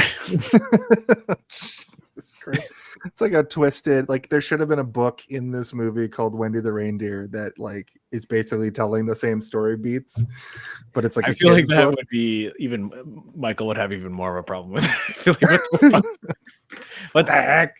It was written by an indigenous author. It's called Wendy Go-Go. It's a stripper who's a Wendigo. Oh my God. You know what? Let's just make our own movie and call it Santa Slay. Yeah. But I'm in. I understand what you mean. Yeah. Yeah. Drag queens. Still about drag Queen queens. Santa and Claus. Yeah. Drag queen. Yeah. Santa sleigh. That's awesome. I love that. Drag King Santa slasher with That's the John. Wendy That's the Go-Go genre. Wendy Go-Go plays Rudolph the blood-nosed right. reindeer. Yes, and we have Wendigo reindeers. This club has everything. This is going to be a very confusing segment for listeners. Absolutely, especially on podcasts. You're just listening to these words all in a row. The Julia approaches the kid's house. She kept following him, I guess. She doesn't know the kid has gone off. She knows to, his like, address. So I find think some she meat. gets there before him because she knows where he lives. Like she looked up his file and everything. Because he's still hacking remember when he sees the crows? This is probably the saddest part where I had this like sinking realization where I'm like, I saw the crows and I'm like, oh, he's gonna go find like a corpse and he's gonna like cut it up or something and put it in his backpack. And he does exactly that. But like the one part that made me like be like, oh, he is super smart is that he has like a plastic bag to wrap it in before he puts it in his backpack. I'm like, at least he knew that like he doesn't want to dirty up a backpack or whatever. Also, this is a great example of the sound design. Every time they have people go into this house, you're experiencing it the way they're experiencing being in this house, and they're hearing like a dull thud kind of like groan coming from another room the whole time. And I thought that they did that very well, because when she goes into the house, she's like, oh, what's that smell? And then she makes it to the back room where it's like triple locked, and then she's like, fuck this shit, I'm gonna regroup. No, Jason, no. Yeah, that's what happens. She goes up to the front door, knocks on it, the door opens slightly, she smells it and leaves. She does not go inside the house at all. Okay, you're right. Yeah, sorry, I thought that she went in and didn't open. You're thinking the of the principal. The principal does. The principal goes in and opens up everything, and she just is like, I think I gotta, I have a responsibility as the principal of the local school. What the fuck? High frequent caller. Hello. Right, it goes over to her putting together the picture that got torn up, and then she starts having a dad remembrance, but it's the brother, right? It's the brother? What do you mean? No, it's the brother keeps interrupting her visions or whatever of the past. Right, yeah, that's what I mean. Every time she's interrupted, it's like a horrifying dad moment, but then she sees it's her brother and she immediately feels like she's still petrified and sort of like mind melted, but she has a sense of relief that you can feel a tension of like she loves her brother and she trusts her brother, and there is this sort of like back and forth between them where you can tell that they really want to talk the whole movie, but it's only cultivated at specific points. We're like seeing them get to know each other too, because she's only been back for a minute. But you can also tell that they both really want to talk about it, and he keeps saying like, let's talk about it, and she's like, I want to talk about it too, but no.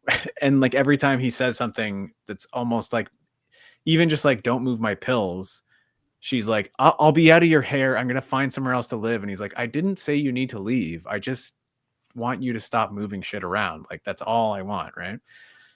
And I think that one of the successes of this movie is that I was waiting for that moment where they do have sort of a real conversation, like a real heart to heart. They never really have it, but the collective heart to heart that they have throughout the moments, if you were to put them end to end, it is one conversation that they do have a conversation from the beginning to end. It's just broken up into 11 parts in the same way that Michael watched this movie. Yep. Yeah.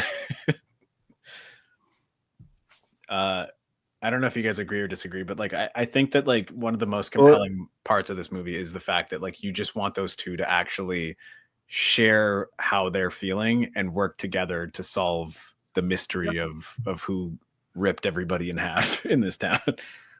Yeah, no, I do. I wanted them to not fully resolve everything, but at least have some kind of An understanding. Yeah, and exactly. then, and move on to solve everything, which we kind of got near the end when they had their final team up. Just after he's been stabbed a bunch of times by Antlers. Yeah. Yes, that's Get a all it bulletproof took, vest on. Yeah. Maybe that's Yeah, how they came got up with some the title. They're resentment like, what are we towards gonna each call it? other. Rudolph the Blood-Nosed Reindeer. I don't know. There's like so many names. It's like, well, what about when he gets all stabbed by Antlers? And everyone's like, Antlers. Yeah, you know what? Antlers. Let's call it Antlers. Oh, I was gonna say earlier, I lost my thought, but I just regained it. They go out of their way to never say antlers in this movie, and I think that's by design. They hold up antlers at one point. Yeah. And I was waiting. I had my finger on the button. Yeah, they're like, what is that? Like a buck or something? And he's like, nope. It's nothing I've ever seen before. Like the guy who was the sheriff of the town for fucking 40 years and has indigenous lineage and knows all the Wendigo stories. And he's like, I've never seen anything like this before. And then he goes and he does his research and he's like, these are fucking Wendigo horns. I never thought I'd see these in my whole life. Yeah. It's pretty cool. But yeah, yeah, it is the Van Helsing scene. It is the Native American character shows up to explain it to the audience, and you're like, oh, so this is the legitimization of the story, and not throughout the tale. And it never comes back. I know. I mean, yeah.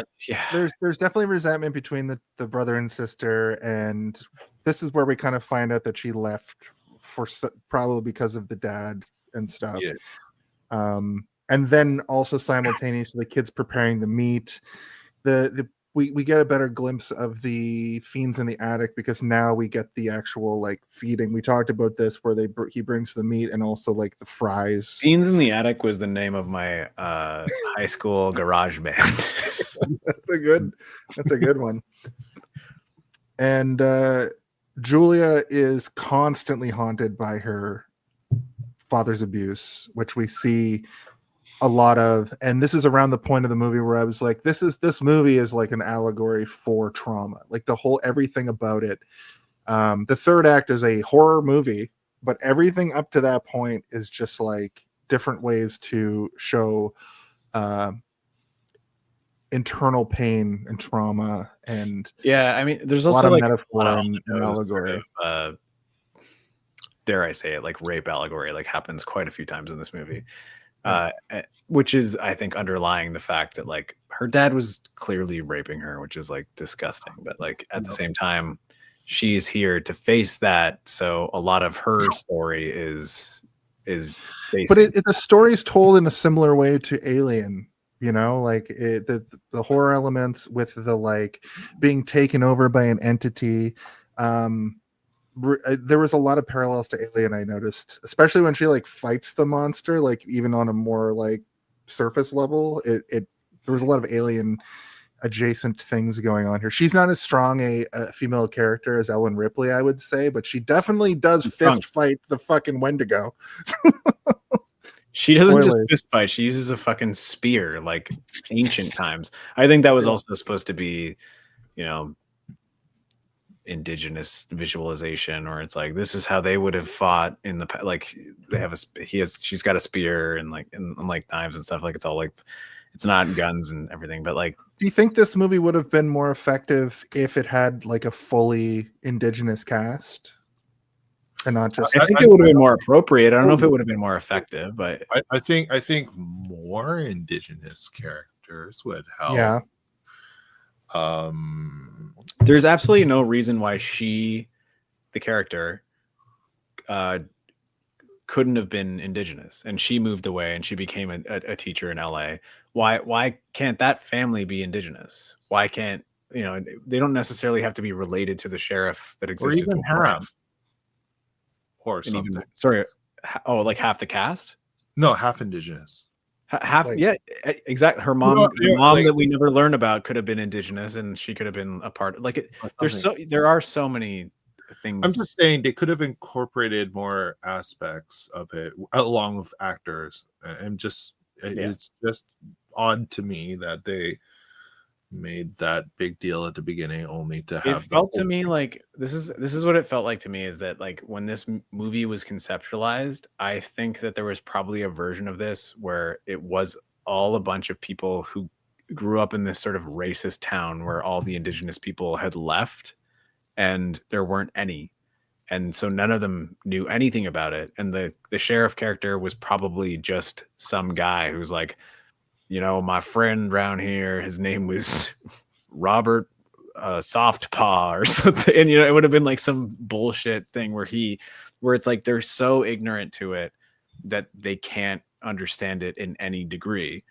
And then the movie probably became too goofy or non-believable or whatever. So they needed to have that sort of like authenticity to add it in.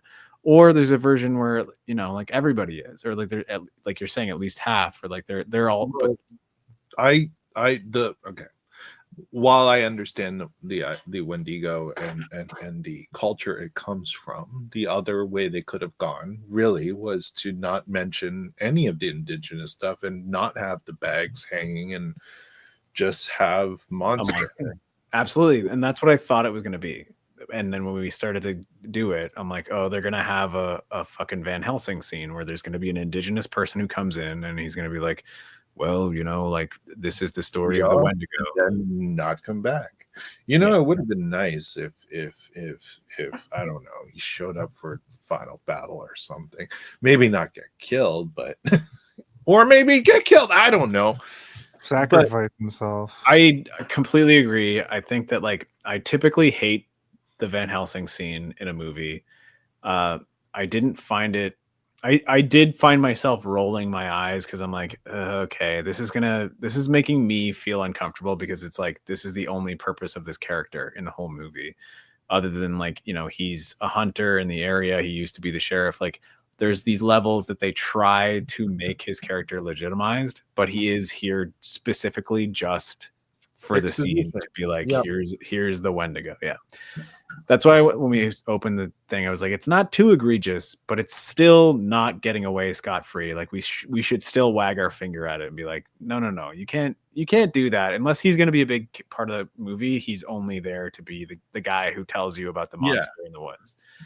Had he, I mean, even though it's only one actor, had he had a bigger role, I would be a bit more satisfied. But no, I do like that they got an actor who has been an actor for a very long time. It adds a little bit more not authenticity, but like it's like having Bruce Campbell show up as a cameo or something. Like this guy has been around forever. He's a part of my childhood. He's a part of almost my entire life as a Canadian film viewer and TV viewer. Like he has been around forever. So I did like that it was him, because like when I see his face, I'm like, yeah, he's my childhood. He was in so many of my childhood things that I Michael, loved. I wanted to actually ask you, have you worked with Graham Greene? No. I wish I had. I will say that because just as of any minority or marginalized community, you'll have your chosen few that make it, and they're everywhere and everyone recognizes them. It would be nice to also maybe feature some newer or unknown performers. Sure, yeah. I think when you have like a younger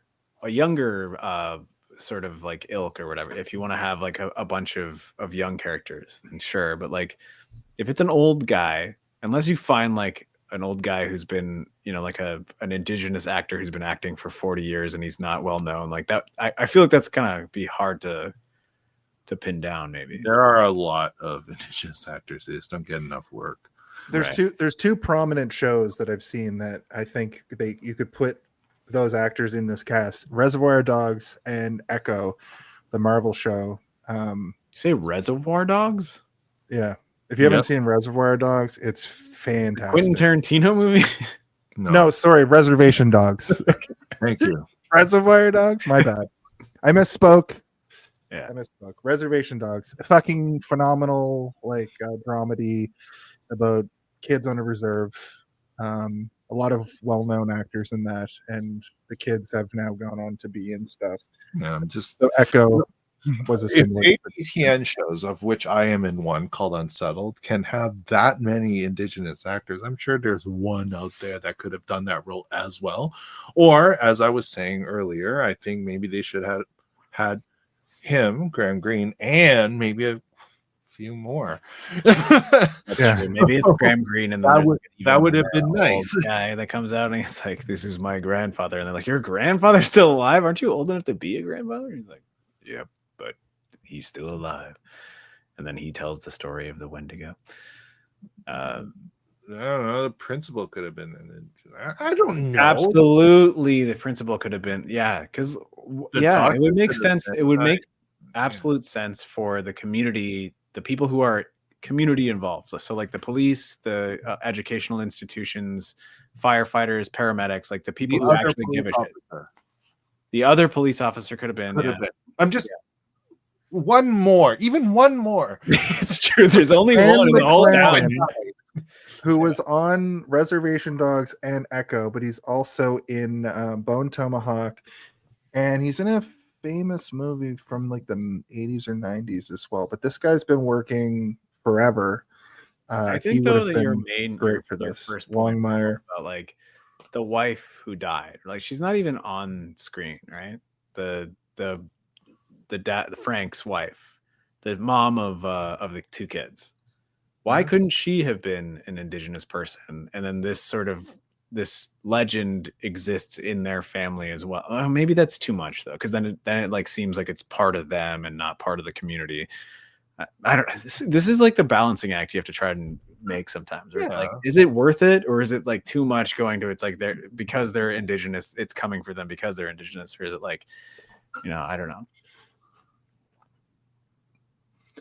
So I don't know. Anyway, I think that we're doing the rewrite thing, which is like completely valid and fair, especially for something like this that is dealing with stuff that is, that should probably be handled by the culture that like forged it in generations past, and not a bunch of white people being like, so how do we make this Antlers stab a guy? There's the next little bit is that scene that I was talking about earlier where Julie asks Paul about the dad, and she reveals she went to the house, and Paul's like, you can't do that. Yeah. You And need a warrant. You need to at least talk to me first before you go. And the dad has been busted a bunch. And it's better to have him be at home with the kids than have him in jail and the kids, whatever happens to them. Yeah. And also Lucas hears the brother being hungry. And then we get the great scene of him hunting small game, which leads to him. That's where Warren comes in. He sees Warren find a mutilated corpse, basically. And I think this is the first time you see Warren. It is, yeah. Yeah. Yeah. But and this is the first time that I got excited during the movie, because I was like, oh, Canada. That's where I'm from. He's Canadian. I know him. He's in so many movies. And then we get we get the sequence of Julia showing Ellen, the principal, like the drawings and trying to be like, we need to like check on this kid. And then we get that the principal just being like, my hands are tied. This school is supposed to be the safe space. Outside of this, we can't really interact with their home we life. also like get her admitting that, like, do you know how many crazy things that I have to deal with on a daily basis that are not just somebody smelling bad and having a bunch of weird drawings in there, but like we have to clean meth off people's shoulders. Like this school is not just this one kid is bad. Even that the bully kid probably like has a bunch of crazy shit going on at his house, right? Like there's a reason he's a bully and has been held back for 5 years. So like he should be in high school, but at this point, but he's they also bullying on 9-year-olds. They mention the little brother too. They're like, where is even this kid? Like, does he just stay home and he's running drugs for the dad? Like that happens in this town too. During the ice cream scene, yeah, like he says like he just stays with my dad. Like he has to be with my dad all the time. But that also doesn't seem untrue, because in the opening sequence, he is with the dad. And then he's like, we're going to go get your brother from school afterwards. So like, I don't know, man. all of this stuff is good to me. I think this whole like community evolution of like how the town works is like it's enriching to me, where I'm like, it makes sense why these people are so shitty. Like it's not that they want to be shitty, it's that the environment around them is so shitty that they have to be as good as they can within the shit without trying their hardest to not be shit themselves. They're like dealing with this horribly shitty situation, and like a real estate company is coming in just being like, yeah, we'll buy up your property for $400,000 even though it's worth $10, and people are like, okay, ding ding ding ding ding, and they're moving out or whatever, right? That could have been a thing. I mean, they mentioned it on the radio a few times at the beginning, like, Michael, like you said, it doesn't need to be there, but like if that was sort of a prevalence there would be a reason for everybody being as shit as they are. But it's not about that, I guess. It's more about how to exist in a puddle, really. Like you wish to be in the lake, but you have to like crawl out of the puddle and flop yourself across this dry, rocky grit to get into the lake, and it's so hard. And that's what this town feels like, like it's like they were a lake at one point, but it dried up and they can't figure out how to reconnect to the ocean. There's like a bit of wasted motion through that then, because as Michael has been saying, like either like bring up the Aboriginal indigenous folklore element, or like focus the story differently so you don't. But I'm talking about the existence of the town itself, right? I'm not talking about like the movie as a whole. I'm talking about like how we see these people living in their own town, and like the principal wants to do something, but she's like, I can't. But then she does. Like the thing is that she does, right? Like we look at the principal in that scene and we're like, fucking, she's not going to do anything. And then she says, first chance I get, I'll call them. And then what do we see her do? She doesn't call them. She goes to the house. She goes right up to the house and she does the exact same thing that the teacher does, except she pushes it beyond, and she's cutting through the stink, and she goes up to the attic, and it made me sad. And like, she didn't really deserve to die, did she? No. In the context of this movie. In the context of this movie, she shouldn't have died, but at the same time, in the context of your character, saying doesn't deserve, I guess. Doesn't deserve to die is correct, but she is died anyway. She does the thing that behind your head, Mike. Heard noise, must investigate, and yeah, she died because she did. Yes, that's the horror thing. Well, I was gonna say this movie does the horror thing very well, like the empathy element of the horror. I felt empathy and dread through this whole movie based on the way it's shot, based on the color palette, based on the like the score. Just there's a great scene here where they find the body, they fully just show it, it's torn in half, they found the other half later in the woods. Like that gets your imagination and going, like or in the mine. And then they show the body, they put the body back together, and they do this like crazy shot where it goes up from the toes of the corpse, and its body, like its legs are in like a bent position, but I guess they couldn't straighten it out, and it goes all the way up to the torso, and then it slowly starts to reconstitute, and it's just clearly the actor like is there for the like, he's got face paint on or whatever, and like he's probably underneath this like gurney or whatever with like a fake neck on, and it looks so good. It's one of those things where you're like, oh my god, that is a good shot. Like they spent time and money on that. That's where probably like maybe like $15,000 to $20,000 in just that shot. I'm like, money well spent. It looks fucking good. It was worth it. Yeah. This movie is a huge argument for like use practical effects for small things like that. Don't just CGI your way out of it or cut away. You expect it to be like a waxy face or like a bunch of shit off or something, but it is just the guy there, and he's just doing his best don't move your face performance. And it like I think I actually made the noise ooh. Like, I made a ooh noise. Like, oh my god, that's spooky. But at this point in the story, they think it could be a bear or a cougar, which I thought was like, no, I think they say it couldn't be a bear or a cougar. They're like, it could not be that. well, in the before they go to the autopsy, that's what the two police officers are sort of saying. But when the next, we do get the weird little moment where the kid's doctor talking to himself. his brother. Just before that, the kid's talking. He's like, "God is dead." Daddy says, "God is dead," and it cuts to the dad who's like articulating, and he starts to glow. He's in like a weird prayer. Fuck? He's in like a weird prayer pose, but his arms are like bent backwards around him. Yeah. It's which not is like awesome. A hand to face or it doesn't look like a regular prayer. It looks like if somebody was like, do the opposite of a prayer stance. He's like, yeah. But yeah, then we go over to the autopsy, and the coroner says that the bites seem human, and everybody looks at each other. They all give a knowing glance, like, what could that possibly mean? Cannibals? Which means Wendigo?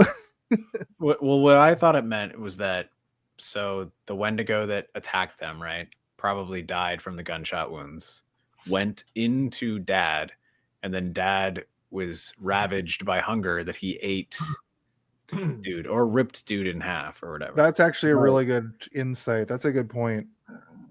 Because the mystery of the friend meth dealer is still kind of prevalent from. Well, he died before he could become like a seedling for Wendigo heart or whatever. Yeah, I appreciate I still don't really understand it, but I did love like at the beginning, you know, when the kid goes in and you just see those like those little embers of like flame, and like they're burning out. I'm like, what is that? And like that is prevalent throughout the entire movie, and you never really get an understanding of what it is or what it's supposed to represent. But like I think it is meant to be sort of a visual representation of like, you know, ancient technology. Fire was one of the first things that human beings ever learned to harness or whatever, and that's sort of like encaged in the Wendigo. But I do really like the idea of just sort of these embers like going into people's nostrils and mouth and stuff, and being like, now you're a Wendigo.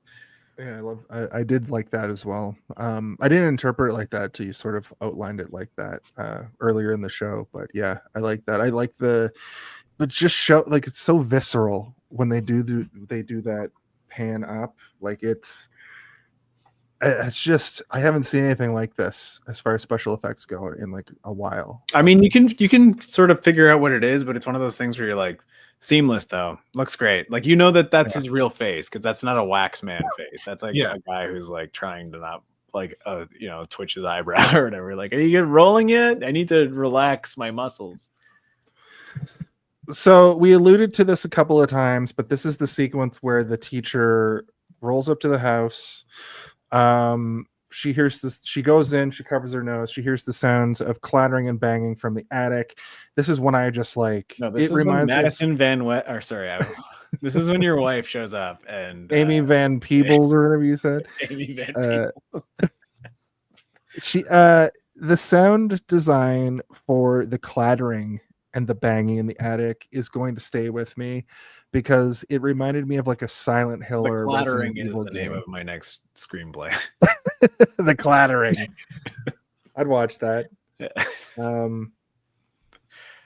Yeah, I loved this sequence too, because I literally yelled, "Don't go in there!" And then at the same time, the kids in class watching like a documentary on the projector. Yeah, and the music is like it's going back and forth, because I was watching with Danny, and Danny was like, why are they watching a horror movie in class? I'm like, I think that it's just like a old, like it's just an old video, and the horror music is just the music of the movie. Danny was like, oh, that makes way more sense than them showing a bunch of 9-year-olds a horrifying movie with like ring.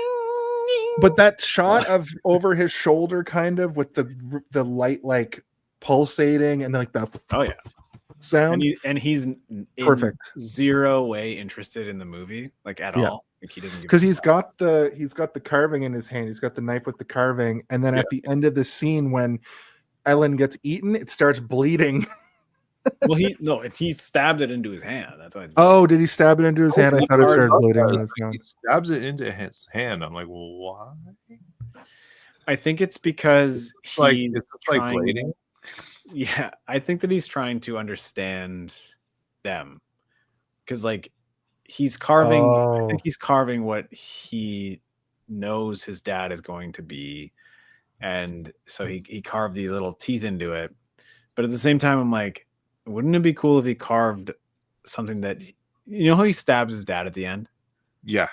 Wouldn't it be cool if he stabbed his dad with the carving like that? That's that would have something been that my rad. brain Yeah. was like, well, I thought that that's what when like why wouldn't he do that? Because that would show that he's like fully. Chekhov's antler skull or Chekhov's knife? Sorry, Michael. I didn't mean to cut you off. Go ahead. Oh, sorry. No, I was saying, wait, isn't that his knife? It is his knife. So he did Yeah. whittle the knife that he used to stab is the so like it is sort of the same, but like to stab with the carving would be cool. I agree, but I just don't know if the carving itself would be enough to. I agree, but I think that they didn't establish the knife enough for it to be significant either. There. Yeah. So like I think that the carving was way more significant than the knife to me. Because like it looked like he was carving what he thought it made me think that he saw the Wendigo before like because his dad hadn't turned into the Wendigo yet. His brother obviously hadn't turned into a Wendigo yet, but he somehow knew what the Wendigo looked like. So I'm like, did the Wendigo like drag them like to the house and then die? Like, does he know what the Wendigo looks like? Like, I had all these questions that weren't answered, but I kind of like the gestation and the ability to imagine what it could be, sort of thing. You know, that's my favorite thing in a movie is not fully understanding it, but being able to like speculate and then convince you guys that I'm right. Like this is exactly what happened. Yeah. I was just gonna say the kid's imagination was pretty good. Yeah. Yeah. It was But I pretty mean, accurate. and it could have even been like when he's writing those bear stories that he first was drawing them as Wendigo and then was like, people are gonna this is too obvious. He's like, you're gonna turn them into bears and then later I'll show the Wendigos. But then he does have like literal pictures of them like splitting Wendigo horns out of their mouths, which is I mean he didn't see that, right? But Like he does have the book on the spirits, oh yeah, he does, and he has the book on trapping, and he does. which Have he all leaves those in his desk. He's got a Bible, which is when she pulls it out, I was like Bible, and then like a camera changes and it says Holy Bible, and I'm like knew it. And then she pulls out like several other books. One's on trapping, one's on like the Native American folk tales, or it's something like that, yeah. But he knows a little bit about it for sure. Smart kid, really. Yeah. Also, the kill is He's a monster boy, guys. Monster boys grow up to be monster men. I'm just saying. I want a sequel where he grows up to be like A Ghostbuster. No, like Supernatural. Yeah, or Tommy Jarvis. He's the Wendigo killer. Oh my god. He just goes after all the bad things. Yeah. And then there's a game where his mother dies and he has to run through a Who's Tommy field Jarvis? of- Man, my brain has gone blank. Really? Tommy Jarvis is your fave from Friday the 13th. Oh, right. Yeah. You taught me about Tommy Jarvis. Yeah. Because you guys were talking about TV so much that I was like trying to like slot it into Supernatural and Buffy. I'm like, which one of them is Tommy Jarvis again? And then it's like ding ding ding ding ding ding. Right. I really liked this kill sequence. It was the most horror shit I've seen in a minute because he bites her on the neck and blood goes, and then he bites her on the eyes. I think he just mauls her. One thing that they did in this bite scene that like I thought was really sort of like disturbing was that he bites, and when he pulls, she like her whole body comes up. Like it looked like he had bit onto like a harness or something, and they like attached it to her neck, and then like it fell like as it ripped. Which usually when like shitty CGI, it's like, and then it just rips, and they'll be like, just mime it. But she got like pulled all the way up, like it looked like he grabbed onto like her collar of her shirt, but it was her neck skin. And I was like, that is very, very good. Like whoever made that harness or like came up with the idea to have like a little, it was probably like a little bite clamp or whatever, right? Like he probably did pull her up with her with the teeth, but it was like, yeah. Like a harmonica Oh, holder. Yeah, But he for went up biting. and they left the harmonica in. If you go to the bloopers, it's like something piano man. Well, they had a very tight budget, so they had to use what they could find. They had to use the piano man harness, which was just in the Yeah. warehouse on set. That's good. That's good stuff. Uh, The next scene is the cops going into the cave. Well, wait, did we talk about how he burst out of his own skin after that? No, we didn't. But yes, that is definitely the next thing that happens. He eats the woman's neck, and then he turns into like a praying man. He does the praying man stance, but then his mouth opens, and you see a bunch of like twigs come out, and it's really gross. It's it's CGI, but it is.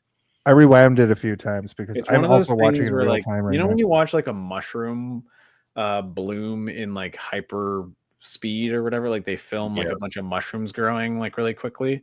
That's how it felt. Like I don't know if you guys feel the same way about watching mushroom fungus grow in like a high speed camera or whatever, like, or sort of like a time lapse camera, but it really makes me feel unsettled and I want to throw up, and that's how it felt. It was like Some of them, I was like, oh, yeah. What did you say, Michael? Sorry. No, I was going to say I know what you mean by the mushrooms. Some of those, not all of them, but some of them, I'm just like, yeah, it freaks me out. Man. Some of the best effects I've seen. Like this movie is good in that way. Yeah, it did like some of it is not working, but like some of it is working so well that I felt a bit nauseous. You know, you're like, oh god, this is not good. Fungi. At this point in the movie, I also just wanted to know why his chest was glowing. Like that was very like cool. It's magic, right? You're like, oh, there's magic now. What's the magic about? Yeah, me too. But I love magic, so like that's why I was like, oh, there's gonna be magic. Sick. I'm so happy. But then like Michael says, is like there's no, like the magic is there from the story that exists, but there's no magic that combats it. So it's just like magic for the sake of magic. Just a spear and a knife. Yeah. Well, and pulling that thing out of its, we'll get to that, but pulling the thing out of the chest was cool. I like the way it looked. We'll talk about that in a few minutes. But the cops go to investigate. There's the call of the missing person, and then we talked about it a little bit. But he picks up the antlers, and these very noticeable buck antlers don't look like anything I've ever seen before. But I'm looking at it right now. Like clearly they went to. It's crazy because even the indigenous cop who used to be the sheriff of this town is like, I've never seen anything like this either. When I was watching the movie, I didn't have any like they took shortcuts or there was like low budget moments. But talking about it with you guys, I'm realizing that there are some real low budget moments, and this sequence is a little bit that like they clearly got that low budget, Jason. They look good. Like visually, they look very good. Explanation wise, or maybe. But that's not low budget. That's just bad writing. Okay. Yeah. Low budget writing. Yeah. It felt more like speeded up. Like the movie is like speeded up, where we've explored so much of these characters that are important, and this is not important. But I also agree it isn't really important because the story is not necessarily about the Wendigo. It's about what's going to happen to this kid, how this woman who has been sexually assaulted and abused over her life is going to deal with it, and how the people around her that she's made friends with are going to aid or abet and maybe die. And I think that's one of the reasons that Michael hates this movie, because he's like, I need more representation, which I'm realizing more and more as we go through. Like it's pushing that character aside. This is the moment where he could be a main character, right? Like he could be the guy who comes in to be the one who like, but the thing is like, is it to the aid or detriment of the movie?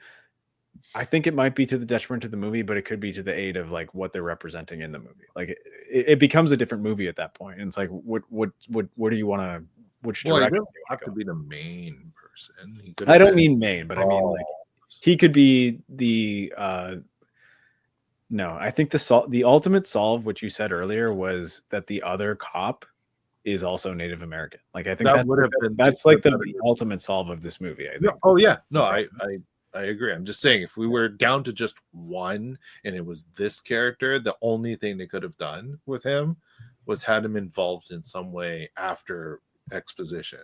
Yeah. Otherwise, yeah, the other cop. And then you like switch out the kill because like Jesse Clemens' character doesn't really add anything after he gets attacked, right? Like at all in the movie. He doesn't do anything except in the last seconds of the movie, he coughs up a bunch of muck. So Basically, switch out those characters, have Jesse Clemens be the one who gets a jump scare killed, and then have him be the one that shows up to save them, and then he's the one with them for the rest of the movie. Like I think that's a way to balance it out. It doesn't fix it, but it at least tips the scales in another direction. Yeah. Yeah, no, I would agree with that. I think that the Zan McLaren character that I was talking about earlier would be a perfect. He's played a cop in a lot of things, so he would be the great other cop who's like, yeah, I can attest to all of these claims that it's definitely the Wendigo.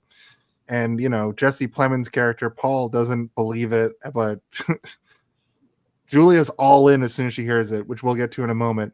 This next bit, though, it was a cool scene because we finally see the Wendigo like in the light of day. That's another thing I love about this movie that you don't get a lot in horror. It's like a daylight, like a daytime horror movie for a lot of it. You get to see the monster in the light of day, and this next sequence is like the bully pulls up. He's like, "You put that shit in my backpack, you're gonna get your comeuppance." And the kid just turns around and tries to walk away. My favorite part is that he drops an F slur and then it dies 2 seconds later. I'm like, yeah, boom. So you get in 2022, you gotta deal with that's the consequences of your actions. I went, whoa, when he said that. But the Wendigo comes down from I think the trees or from the bushes and just jumps down from the mauling tree. him. The thing that I liked about this too is that it also solidified his belief that his dad isn't trying to kill him. It's trying to protect him, because it jumps down and he runs away pretty immediately, and then he watches it, I guess, like eviscerate him, right? And he's just like, and he doesn't run, and then the thing doesn't chase him. So it's like, all right, well, I think my dad still loves me, and all I have to do is bring people to the mine so that they can eat, and then maybe they'll turn me into one of them as well. Which I think he kind of wants. Like, I think he wants. I absolutely think he wants that, but I understand the like you stick by your family to a fault.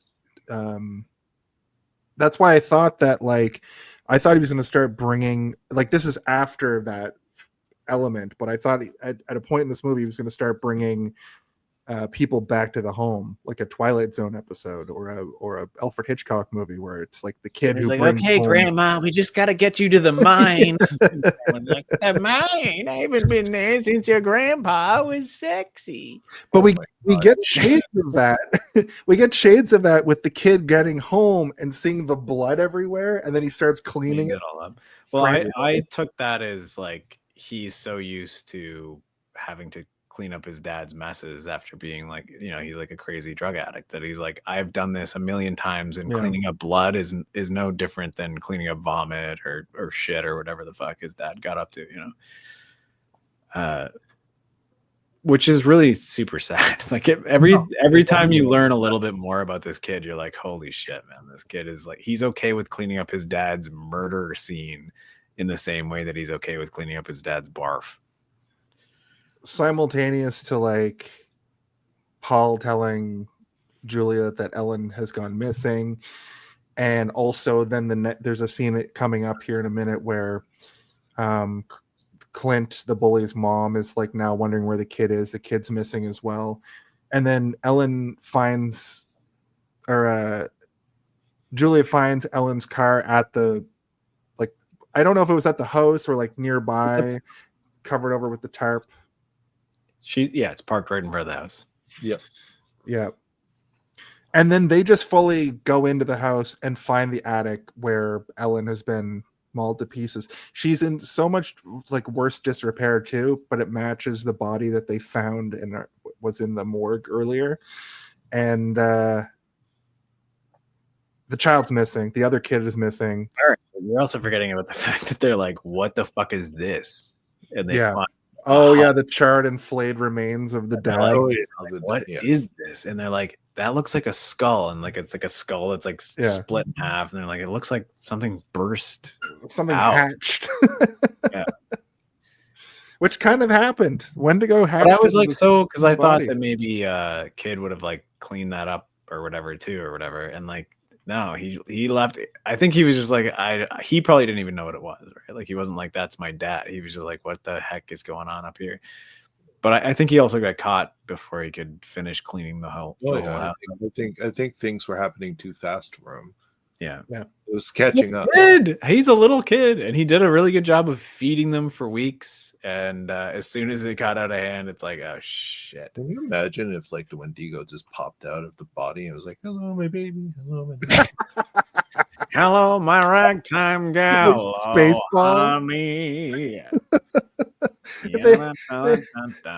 I hope the Spaceballs 2 equivalent of that is just as good. It won't be. It's going to be a garbage Lego sequel probably, but Mel Brooks is still alive, so who knows? Who knows? They do take the kid to the hospital. He's all messed up. The doctor is basically like, he's malnourished and he's emotionally abused and who knows what else. And Julia's like, I want to take the kid home, but Paul thinks they need to get him some help, and also he's going to grow up to be just like his dad. And now he's probably going to grow up to be a fucking homicidal maniac. But then one of my favorite parts of this movie is we get that flashback of the kid remembering the 3 weeks in between. I mean, this is the best part in the movie. I agree. Part. Yeah. I love this sequence so much because they don't do this. They don't do this in movies very often. Presupposition, every assumption, everything that you've ever thought about both the kid's family, him, and the society all gets compiled into like a grain of sand, and you're like, it's so much more simple than I thought. But as soon as you drop that grain of sand, it explodes into like 50 other grains of sand. You're like, it's more complicated, but it's way more simple. But to boil it down, the dad comes home sick. The kids think that he's just heroined or methed out again. He's like, no matter what, I'm putting these locks on the door. And he's like freaking out while he's doing it because he's starting to like change. His head wants to eat them, distended. probably, I guess. He's probably hungry for child. He puts these locks on the door. He's that like, no matter Jason's what. Nickname in high school. Come on. Jesus Christ. I'm just joking. Wow. He puts these crazy locks on the door. He puts like 2 or 3. One's like a lock, one's like a nail through like a lock hoop, and but it's also like a train track nail. A train rivet. But I think it's supposed to look like biblical, right? Like there's a biblical aspect of this as well, which is like, okay, those are the spikes they put into Jesus, and now it's the spike holding this guy back through the door. That's interesting. Yeah. But then also like the brother gets sick, and he's asking his sick dad, like, Dad, Aiden is sick too, and he's like, let him in, and then he lets him in, but then when Dad opens the door, he's like, he looks like Gollum, you know, like his hair is all gone, and he's freaking out, and to Dad's credit, he doesn't grab them and like bite them. He grabs Aiden and pulls them in and says like, shut the fucking door now. Like he has like a moment of like, if he's sick, we can't let you get sick as well. And he must have known, right? Like the sickness came from the mind. He was in the mind. Like, he knows. Yeah. So this is what I mean by like, he wasn't a good dad, but he's a good dad in the moments that matter, which is all of this. Right. And there is an argument to be made that when he eats that bully, that's still him being a good dad. He could have being protective. Yeah. He could have eaten Luke, but he ate the bully instead. Right. Where it's like, I have this ravishing hunger, ravishing. I have this ravenous hunger that I cannot stop, and I'm going to eat someone, and I keep following my son around, and I'm going to wait until someone even like just looks at my son the wrong way, and I'm going to eat him, which is like good dad behavior. follow If it, you're a monster, that's how you protect your kid. It's like a lion almost, or like a Yeah, but they do. They follow him for the rest of the movie. yeah, the whole time, and it gets good. And like, there's like this moment at the end where like the dad uses the same trick like twice in a row, and I'm like, there's no way they're gonna. And for some reason, I'm like, that's rules. That rules that he got two guys in a row in this. Like, usually that would be very boring in a movie, but for some reason, I was like, I love it. I love the fact that he got one guy and then he used the other guy as bait and then got the other guy again immediately. Like, that's good. That is good. But yeah, I think it's the best part, especially like you get to see this kid who has been this muted sort of, genuinely unsettling child through the entire movie.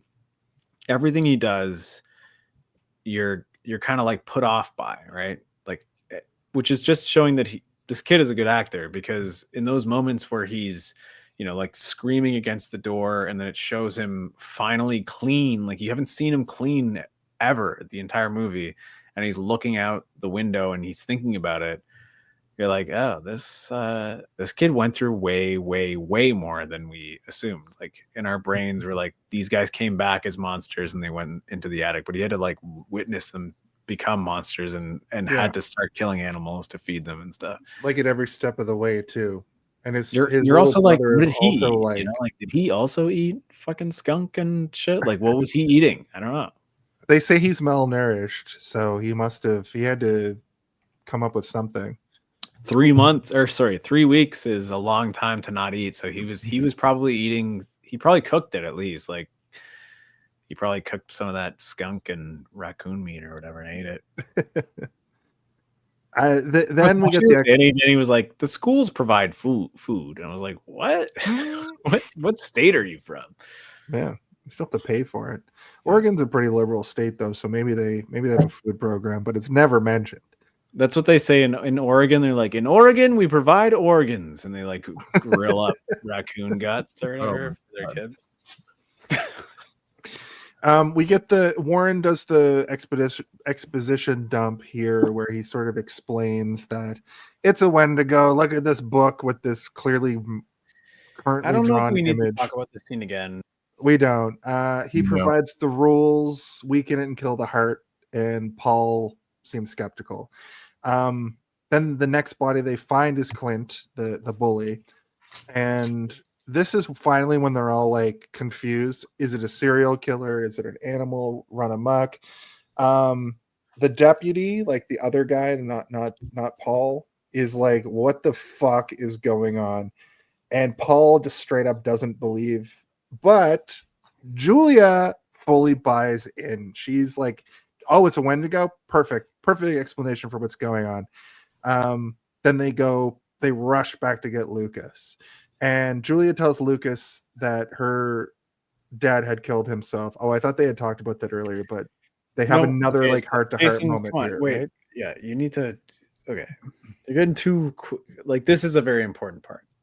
Right? No, sorry. I know, but yeah, sometimes you get so into revving the motorbike, like you're doing like dirt bike jumps, and like, and then this happens, and then this happens, and then you like go over top of a thing that's very important. Sorry that I jumped the shark. This is Jason. When did it go? Go. So did I get through the whole movie? Sorry, what'd you say, Michael? This is how I know you two have been doing this a long time. We need to have these like married couple discussions. Yeah. In the middle of a show. 195 episodes, brother. So the important part, everything you were saying caught us up to where we are, which is now that she has hit, they've been in the hospital, they've gone through the conversation with the doctor, they know that he's been abused, and both Plemons and Russell have spoken to each other about how he's abused, and they've also had that moment that we spoke about earlier where she's like, I remember like having to wait hand and foot on him, and she never really says like he fucking like she never says anything about it, but then he says, you have no idea what he did to me, which then sort of like it takes her from here to like there, where they're like almost on the same level of like, she's like, oh, I never actually asked you about what happened to you. And I think that's pretty clear, right? Like, Oh like, yeah. where he also went through something, and it's very possible that he also went through sexual abuse as well in the same exact way, because these people are not, like the people that do these types of things are monstrous. They're not like being like, I'm only gonna abuse my daughter. Why would they stop there? They're gonna abuse everybody.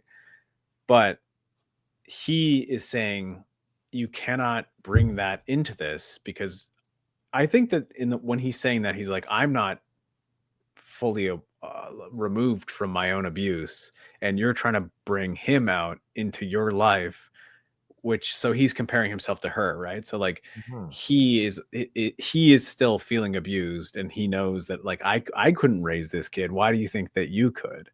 And she's like, well, I've worked with kids for years in LA, and I think I could do it. Yeah. I don't know what the movie is definitively trying to say, but I think that he is saying that like he doesn't trust her because he hasn't gotten over his trauma, and maybe she has. Maybe she actually has. But I think the movie is saying that she has not. She has not at all, because every time she sits clearly. down at a piano, she gets molested by her dad, which is like, that means that you're still not over the trauma. But the movie is saying that the two of them together are stronger than them being Apart. separated. Yep. Right? Like they have to work together.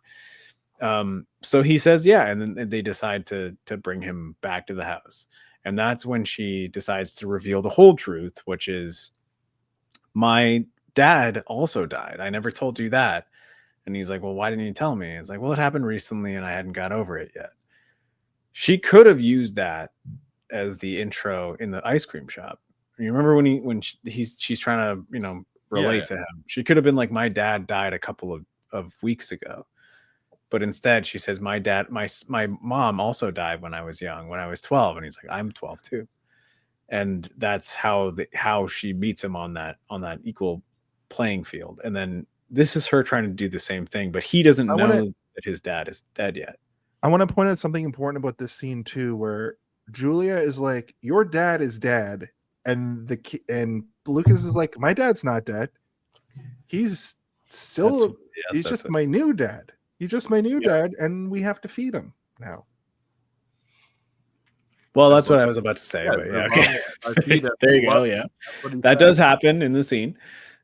So he doesn't understand, because in his mind, dad is still dad. It's just a metamorphosis of dad. Whereas she didn't have that, right? She sees her dad as a monster. The monster's dead.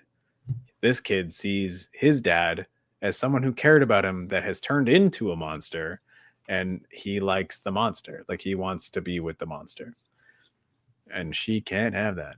I think that's the point. But I could be wrong. I don't know. That's how it felt to me, is like his dad literally went from a human being into a monster, whereas her dad went from a human being into a monster, and the monster died and she's happy. This guy wants to see the monster be the dad. Is that right? Is that wrong? I don't know. Did I watch this movie wrong? I feel like I watched it right. I don't know if they went that deep, but I could see it that way. Yes. All right. No, So then the monster shows up. Okay. Well, the next scene, this is like, that's kind of the act break into the third act, which just it becomes. This is the moment where you get to take a breath, and then you get the guy walking around. Yeah.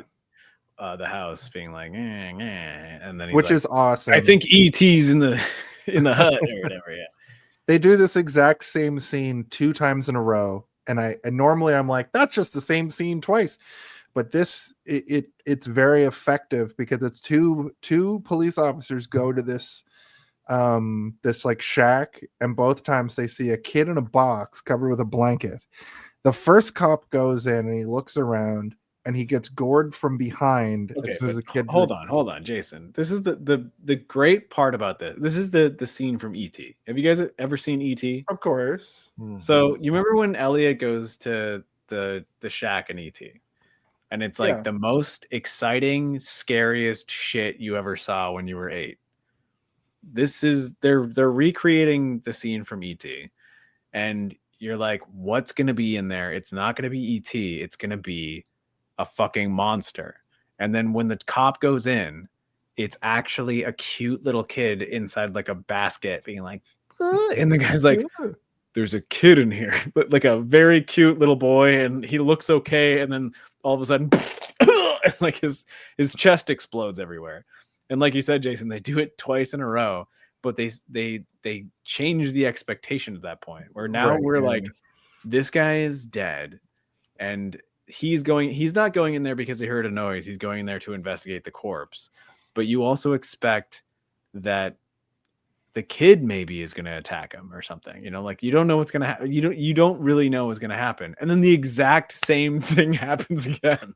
And you still kind of get like, cuts to jumped Paul by it. rushing Yeah. back because they call him. They're like, something's fucked up here. And he rushes back. And like you just said, like he does the same thing where very slowly he walks up to the But did you shack. expect the same thing to happen, or did you expect No. something completely different to happen? I thought Well- something completely different was going to happen, and it was the exact same thing again. And I was like, you got me twice. That's a shame on me. But- It's like, get me once, shame on you. but- get me twice, shame on me. They do something different. They make it very clear that Paul has a bulletproof vest on.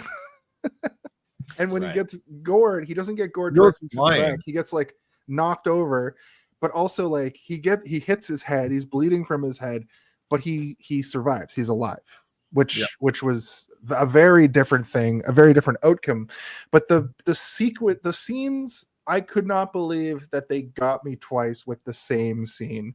I can't believe that they built the same suspense with the same scene twice, because we've seen this in horror movies before. They basically they're lazy about it and they just do the same kill. But this is like twice in a they row? were kind of aping the idea of Yes. same thing. Like and I don't like to use that term lightly, but like they set it up so well the first time that they're like, we're gonna do it again, but your expectations for the movie so far have been pretty wide. You're like, okay, everything so far in terms of spooky mode is good, so you expect something completely different, and the fact that it was exactly the same made me be like, respect. Respect, movie, you did the same thing and I got spooked again. But then also Paul's situation is completely different. He like gets knocked over, gets knocked out, and he wakes up he got he tricked wakes by this.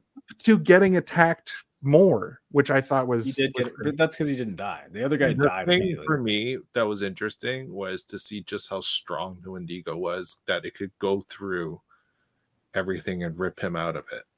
I also like that, like, because he like missed pulls with him the- against the he wall missed and him almost with through it.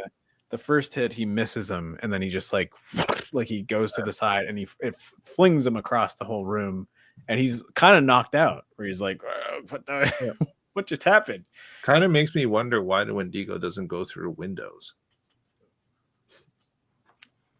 Maybe that's why they're called the Wendigo. Oh no, seriously, like it's like, oh, we're gonna hide in the house. You see a Wendigo literally rip a wall off of a cabin, and it doesn't go through the window. Because that's actually one of my thoughts when protagonist lady and Lucas were hiding in the house. I'm like, the thing's gonna come through the window. Yeah. The door. She's like, the door's locked, and I'm sitting here going like, yeah, what about your windows? The thing's gonna come in your windows. I was also at the point where I already truly believed that it was protecting him. So I was like, it's not I do gonna. think, Yeah. I didn't think it was ever gonna hurt him because it's his dad, right? Like, there's some sort of like weird energy inside of him that's like, that's my son. but I didn't say attack him. I say come for him. He could have gone through the windows. Yeah, absolutely. But like maybe like he also knows if I break through this wall, I could accidentally trample on my son. So I'm gonna make sure everybody on the outside is dead first, and then I'll wait outside, and then he'll come out and be like, "Dad," and you're like, "I'm the Either way, the Wendigo." thing is a lot. The thing is super strong. Yeah, he would be like, "Welcome to Wendigos. May I take your order?" Oh my god. Say, ma'am, this is a Wendy's. So Wendigo. That's fucking really funny, actually. Is it? Should I make I a laughed. like a Wendigo? Yeah. Like it's Wendy's, but it's Oh a yeah, Wendigo thing. yeah. I'm gonna It's a make it Wendy's. Wendy's Go. Yeah. That's what the drive-thru should be called. Wendy's Go. We've got a special on chicken nuggets tonight. They're made of raccoon meat. It's raw. Welcome to Wendigos. May I take your order? I have a couple of things to add to the short list. Not the short list, a long list of shirts. So after all of this goes down, Julia finds Paul, and it's like, we got to go to the final showdown. And they head to back to the mines, and she heads in. It's very suspenseful. There is a lot of this movie does suspense really well. Like, there's some thriller elements going on in this movie, which I really appreciate. I mean, most horror movies that are good do. Yeah. Thriller movies are the best movies that exist, in my opinion, because you're thrilled. It's literally in the definition. But I would say that like this movie, the last maybe like 25 minutes, very thrilling. Like everything is everything that's happening is thrilling. Yeah. I love that Jesse Plemons is like, you're not going without me. And then she like still drags his ass over. And then it just like cuts to I don't know if he was in that car or not. Like there's no evidence that he was or wasn't. Is there a moment where he's like, they don't stop, like, right? She just goes right to the mine. There's no moment. No, yeah, I'm looking at it right now. We can believe that he was in the car with her, or we don't have. There's no moment where they talk. I don't think. No. But she radios into dispatch to let them know that the sheriff is in the car and to get him at the mine. Okay, so he is with her, but we don't see. He is with her. Yeah, He's but in we the don't. car. Okay. That she radios because she tells them to go to the mine, which means he has to. You know what? Yeah, that's better because like he already gave the amount of information, like the emotional reverence has already been there. So another scene of them being like, I'm pretty sure he's probably cautious at this point in the back of the car, like, yeah. We need a scene where he's like, take my gun, shoot him in the heart. That's what the Wendigo would want. And she's like, what? I don't know what you mean by that. And it's awesome when she walks in. I love a movie that returns to the scene of the opening sequence, It returns to Oz, if you will, like Steve just said. And when she walks in, it's badass. Like she's ready to fucking fight. And the first thing she sees as she walks in is a Wendigo just eating a dog. Yeah. That's not the first thing she sees. Don't even try, because this is one of the coolest shots of the whole movie is that she comes in and she's like using that flashlight, the opposite of what we saw in the opening sequence when they walk into that mine with the fucking flare and it's like lighting up everything. She's just hitting darts of information, and then it goes into the corner and the two kids like ding ding ding ding ding come up. But while you're watching it, you can see in the corner just these two little spikes, and I'm like, whew, like the fucking Wendigo's in there. And then they're like, and I think Lucas like looks in one direction, and that's when it pans over, and it's just the Wendigo eating someone. I don't know who it is. It's probably one of the many people that. No, it's very clearly a dog. No, it's a bear. It's a bear. Or a bear, yeah. It's a bear. I was like, who's it eating? It's the sheriff guy that we were like, he should be in more scenes. He's like, oh. And then the literal next thing we see is it turn its face, and it's got the dad's face as a fucking dead skin mask hanging in front of its face. And it like takes it off to be like, ha, surprise, bitch. Well, it takes it off after she attacks it. Right. It seems like it's never been attacked, probably, right? Because like even when the cops were fighting it, no one ever really fought it. Like they just lost. Like it would just kill them. So it had this thing on its face that was blocking its vision, and as soon as it gets attacked successfully, it's like, what the fuck? And then it's like trying to clear its vision and like just rips the face off, because that's the face of the dad that it spawned out dad, of, yeah. right? Yep. And this Wouldn't this you do is that if you had long hair in your eyes and everything you did was so cool, and then all of a sudden, like one time you got fucked and you're like, I need to see better, you'd probably move your hair out of your eyes, right? Like that's what it's doing. It's moving its hair out of This its is eyes. also the like one when she 1v1s it right after this. It reminded me of like Ripley going up against a xenomorph in Aliens. Like it felt very like Well, fuck that's you. because What- every what time did you she see a say? woman fighting something intense and cool, you think of Alien, Jason. Aliens. Oh, Aliens. What about Alien? I call it the moment of badassery. Yeah. The moment of badassery. That's that happened in this film. It's the moment of badassery where she fought the thing and then Yeah. I think I said it earlier where I'm like, oh, they're doing a thing where it's like she's using a spear and she's, it's supposed to be almost like they're in a cave and it's supposed to be like a cave painting, like they found a cave painting of somebody fighting a Wendigo or something like that. That's what they're trying to do. A worse movie would illuminate that cave painting on the wall behind them. But a better movie would also do that, but have the whole rest of the A movie worse up to this movie would point. have just had the picture of a cave painting of people fighting a bear like over and over and over throughout the movie. But But a better movie would have I had think it was indigenous okay. Like, people in the whole movie.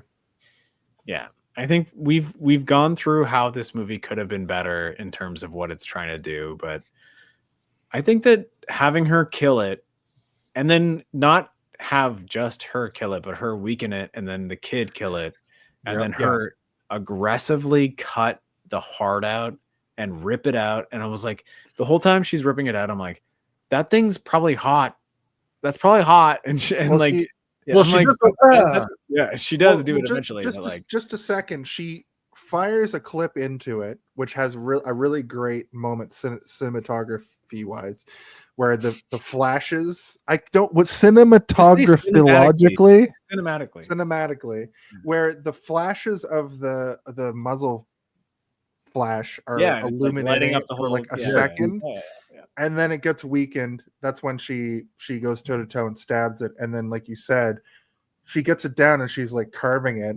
And then she pulls the like heart lantern, I guess, for lack of a better term, burns her hand on it. And I thought she was going to stomp on it for it to explode and smash. But Like when they she would gets in it out, she Ghostbusters or something. realizes, when she gets it out, she realizes the Wendigo's already transferred somewhere else.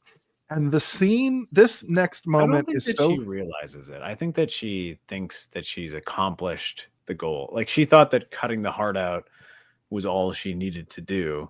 And then she's like, and she looks at Luke, and then you start to hear the like beep, beep, beep, beep, beep, beep, beep, and she like her face drops, and you're like, oh my god. And then I'm like, Carrie Russell, good acting job, because she went from like happy to like, oh, absolute fuck. Yeah, I have to. I don't know if this movie needs this, but like, I kind of like that they did it, but at the same time, like, it's almost too much for me. Like, because I'm already at this level where I'm like, I've experienced a lot of emotional grief for these people and everything that's happening here, and I kind of just want these two little boys to be okay. And the fact that now they're putting this other thing on me, I'm like, well, we already killed the dad. Like, do we have to do this? I don't know how you guys felt about that. I felt like a little bit too much throughout the entire movie.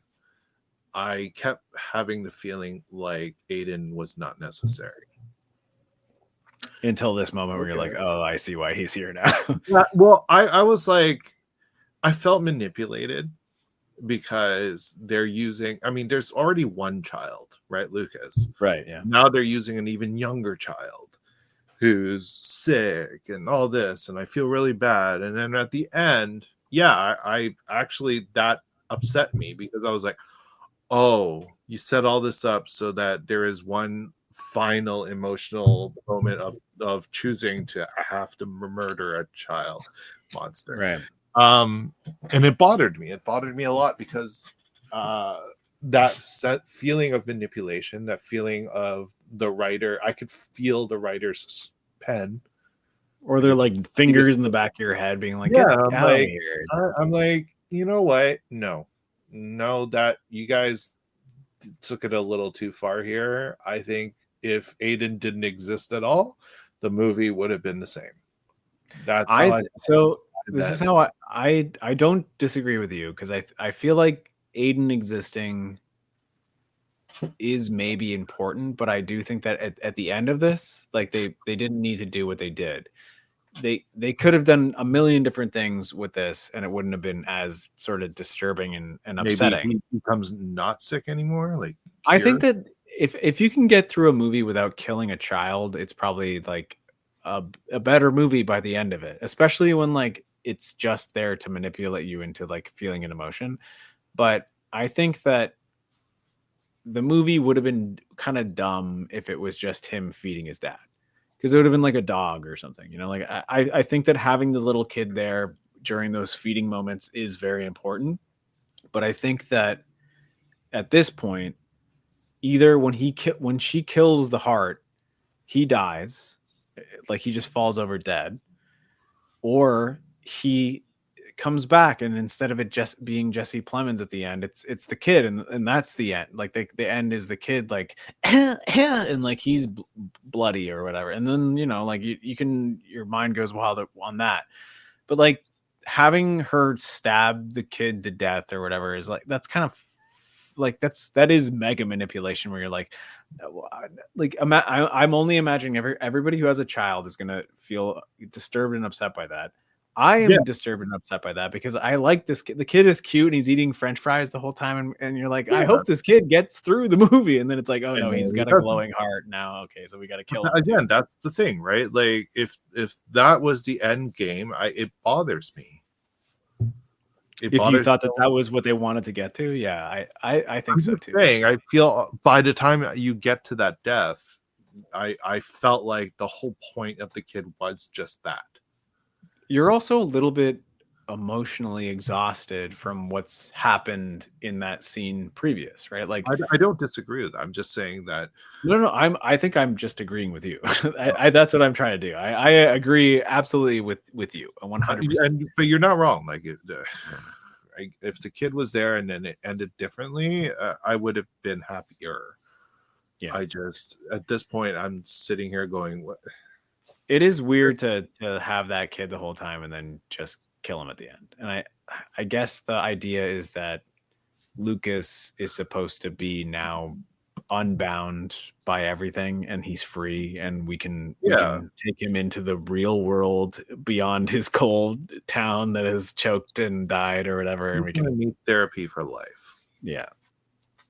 I mean, they say that on the beach. Remember when he's like, he's a wolf raised by wolves, and what do you think's gonna happen to him? And it's like, okay. Well, those two need therapy too. Yeah, they all need therapy. That's the next. That town has a therapist. The therapist is like on the streets, being like, "I used to be the therapist in this town, but nobody believes in therapy." It's also the doctor who's the dentist. Yeah, I'm also the therapist. So the next movie is just all of them in therapy. It's just what? Sorry. Next movie, the sequel is all of them in therapy. Yeah. And then one of them becomes a Wendigo, and then the therapist has to treat the Wendigo now, who's a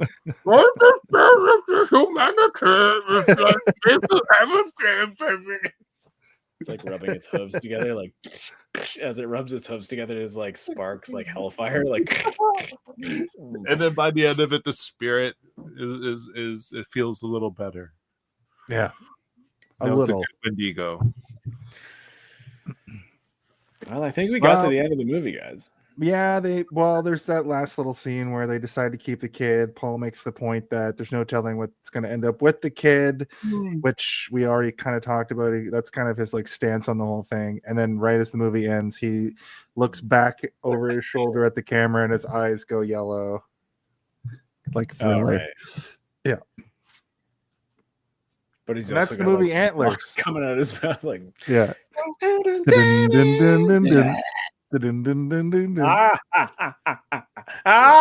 Vincent Price laughs Yeah. and everybody cries.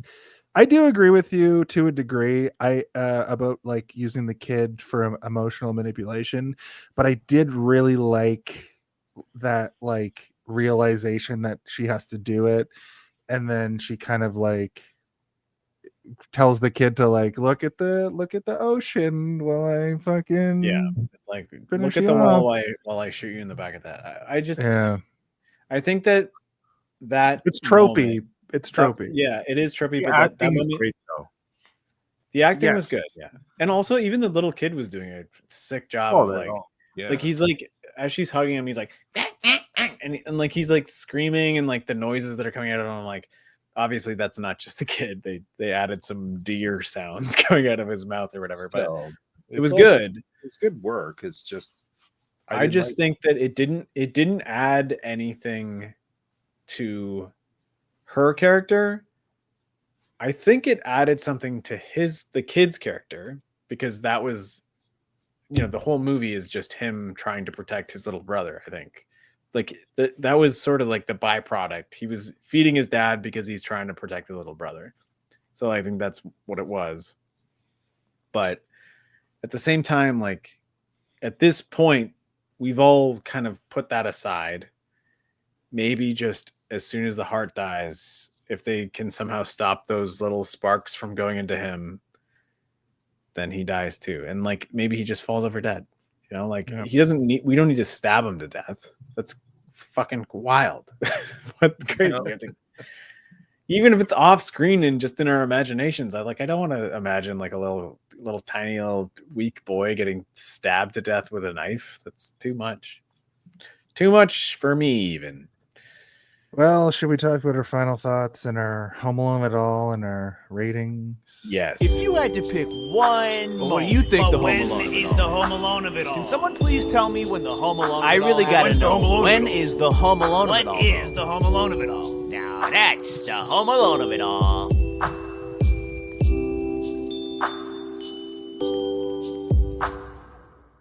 See? It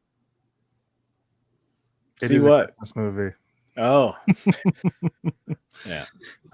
Michael, you've only been here once before, I believe. So just to reiterate the Home Alone of it all, it's essentially we posit that every movie has sort of a moment akin to in the movie Home Alone, where Kevin McAllister slaps down the blueprint to set up the Nightmare Hall of Fame to kill the wet bandits. We've sort of figured out that every movie sort of has that sequence you're there to see. I think that this film has it in spades, and we'll get to that. But basically what I'm asking you for right now, Michael, is your favorite part of the movie, which is typically what this, or favorite sequence of the movie, which is typically what the Home Alone of it all is. Your final thought on the film, and then your rating. The rating can be whatever you choose. It doesn't have to be anything in particular, but the floor is yours to tell us about your final thoughts and your Home Alone of it all and your rating.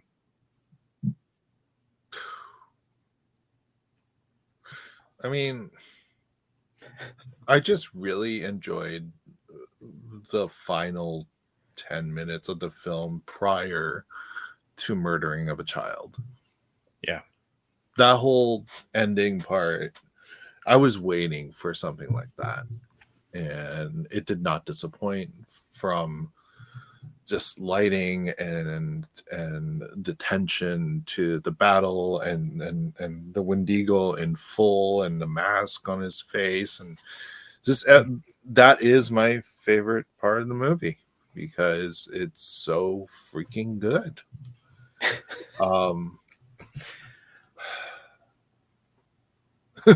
You know my thoughts. There's a lot that pissed me off, especially for a movie that looks this good and is produced this well. It upsets me that it fails where I find it to be most important.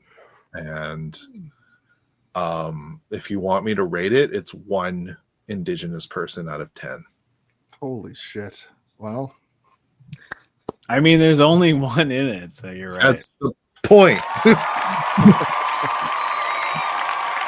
thank you. How about you, Steve?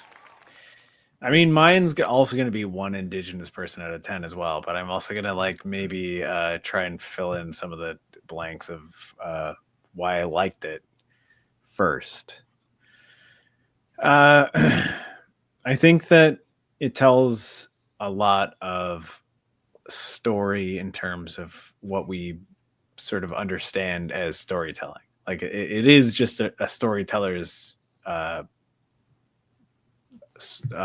sort of like a crust of a story is there, and everything that you want to be in a story is also there. I like that it is a kid who he misunderstands the world, but he has a very clear vision of what the world is. That's why Luke exists. We have the character of the teacher. Sorry, I forgot her name.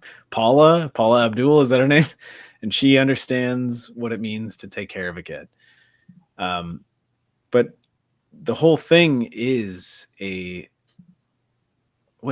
this what it is? Is this sort of like the idea of like a North American telling a shitty sort of like the Goldilocks and the Three Bears story, but they hold on, Jason, can you go first? I think I need to like constitute my thoughts here for a second. I feel like maybe I have like a good thing, but I don't know. And if you come back to me and I'm still like this, I don't know.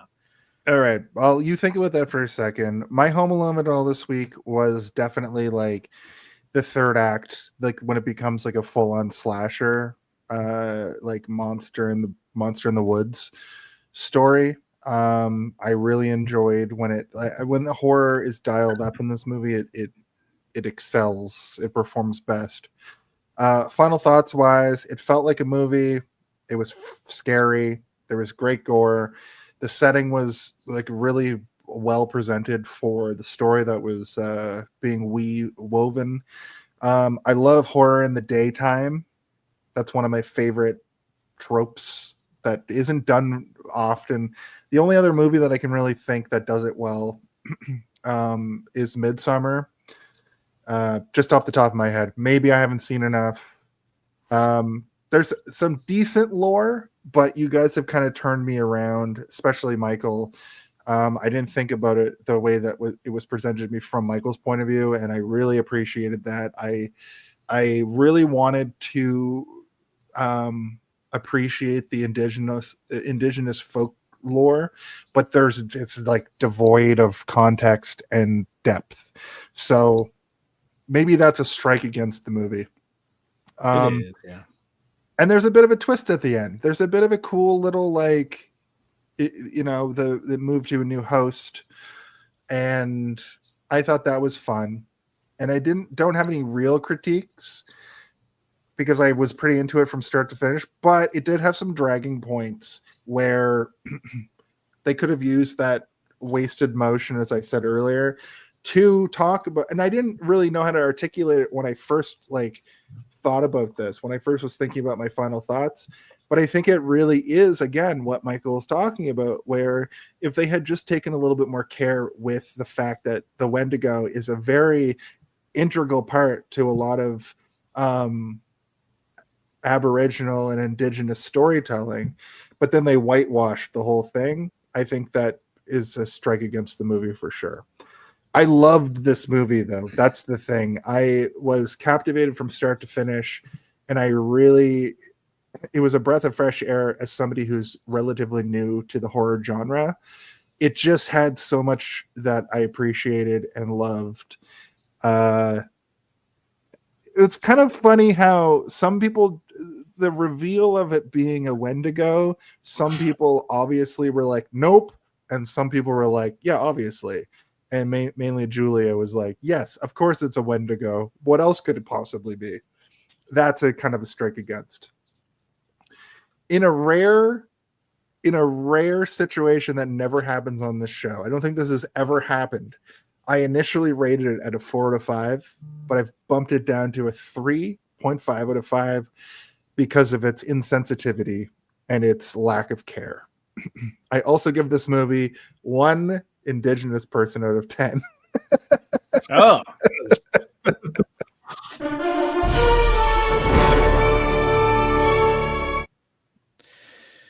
Okay.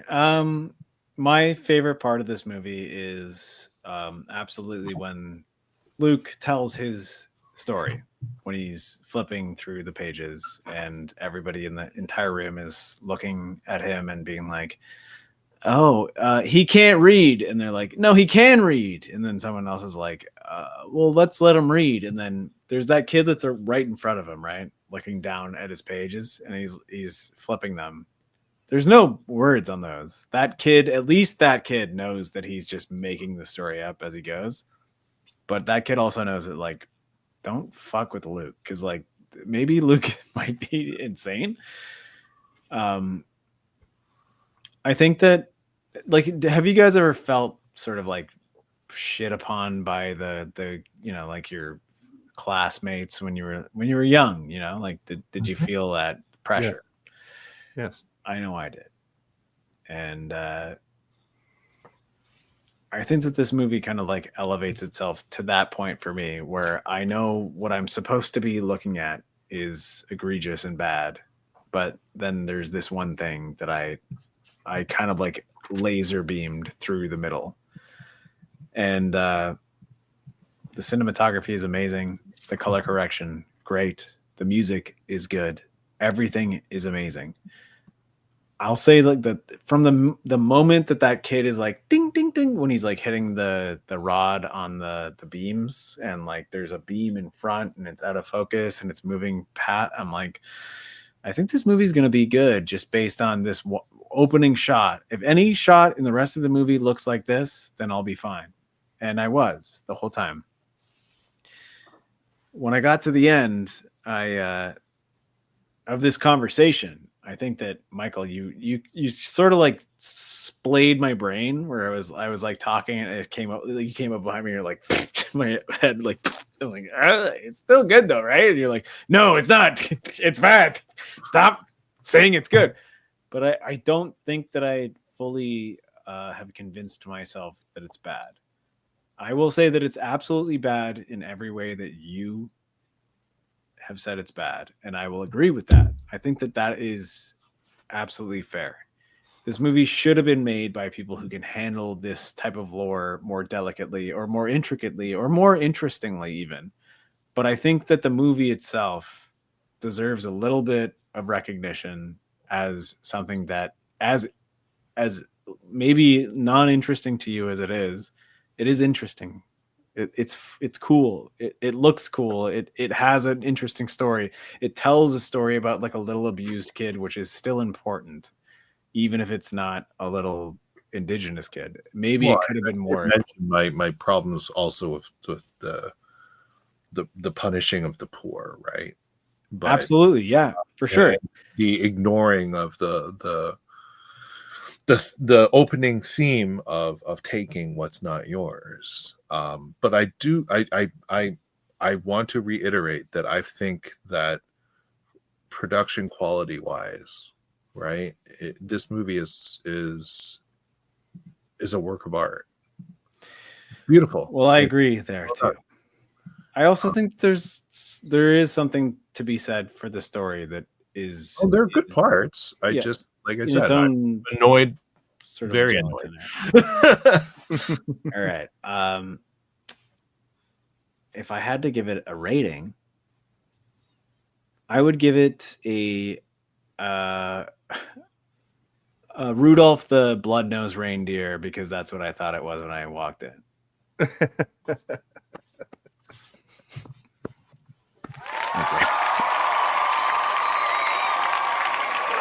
Well, I think we had a very constructive conversation about that. What a great polarizing movie for all of us. This is like the opposite of last week, where I was Michael Chan and me and you, or you and whoever, or Ben. I was like, whoever Ben. Yeah. Well, let's we can get out of here, but before we do that, let's talk about our plugs. Ooh, does anybody have a plug they want to show? All right, let me just plug this in right here and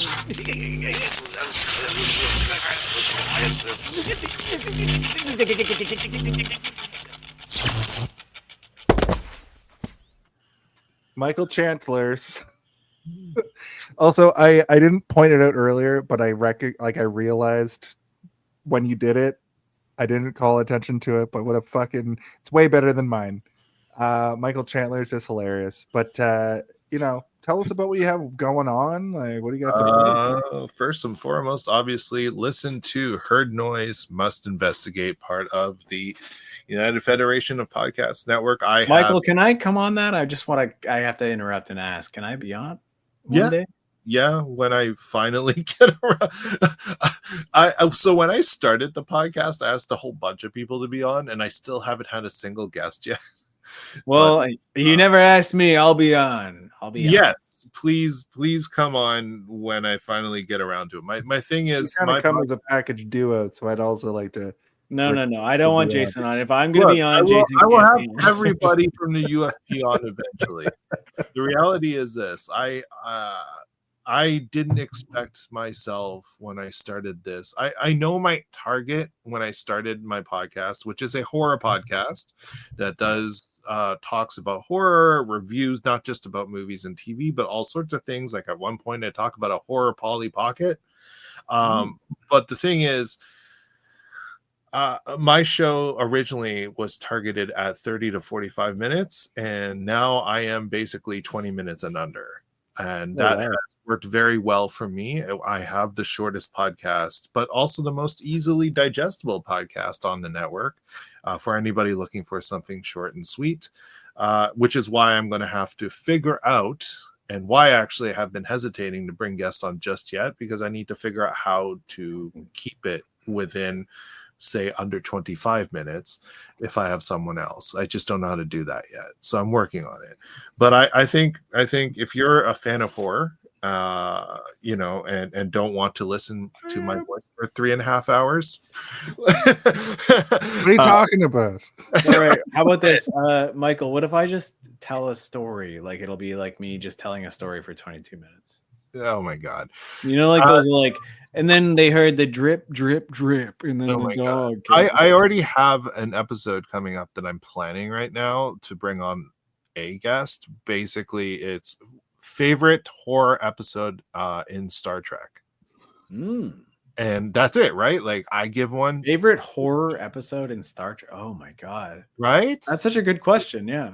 Right. So there's so many. Like, there's so many horror. There are. So one for me, one for her. That should hit about 20. Mine's the episode of, I think it's Deep Space Nine, where Neelix gets his lungs removed, and he's like, "You remember that?" Where it's like, "Oh." That's horrifying. You get what I'm saying? Like, I have to find ways to contain the conversation within the framework. But I get it. Yeah. Yeah. So I that's my podcast. If you want to watch me on TV, definitely check out Popularity Papers on YTV, Stack TV, Hulu if you're in the United States, Nickelodeon if you're in the UK, or Italy. No, Italy is Europe. So Italy, UK, and we are dubbed in Italy and in France. Actually, we're dubbed in French over there, and we're also I do all the Michael Chan dubs in French, by the way. It's me. We're on ABC in Australia, and if you fly Emirates, we're on there too. But yeah, it's a wonderful show based on tween graphic novels from author Amy Ignatow, and I play Alex, who is the father of one of the main leads, and the cool part is my character is gay, so it's she has 2 dads and we adopted her, and so it's a rare thing to find in a family show, but I think the show does it really well. We don't really focus on that thing. It's just a part of life, as it should be. So check out Popularity Papers. Also watch me in season 2 of Law and Order Toronto, season 4 of Star Trek Discovery, season 18 of Murdoch Mysteries. I am in 3 episodes of Mayday. I'm in season 3 of Surreal Estate. So yeah. Oh, and find me online. All of my all my handles are the same. It's at Michael CW Chan.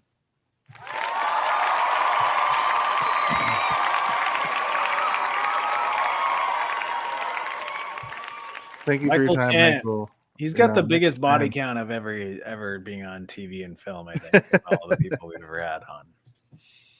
And we appreciate your time. It's so fun to have you, clearly. man. Like I Yeah. can't believe we only had you on one other time. It's so silly, but I We think got to it's work on your 5 times club body Yeah. count. I also like how aggressive you are when we talk about things. You're like, hold on a second, I need to kick you right in the balls. I'm like, It's okay, great. all right, I Michael, what do you actually need also from love me? Steve, what do you got cooking up on the old stove back burner, buddy? Well, I mean, as I say every week, I'm on Darth Theorist, the podcast, and the Three-Eyed Theorist, the podcast. We're growing slowly. We're going to take over your internet. We're going to take over your radio, your toaster. You're going to start getting toast that comes out with a little three-eyed raven burnt into it. And they'll be like, what is this? I'm like, it's the future, baby. But yeah, I'm doing well on the internet, and I hope that everybody can keep watching. I guess I could. Can I do the Stanland? Am I allowed to do the Yeah, Stanland? Stanland's airing right now. You should play Stanland it. is airing right now, and it is a big and fat and sexy thing that Got I a do. huge dong on it. From WSUS Raleigh, I'm Milo Goddard, and do I have a story for you? In the fall of 2022, a podcaster by the name of Melanie Hughes went missing. A few weeks later, by the side of a road in Poolesville, Maryland, a digital recorder belonging to Melanie was found.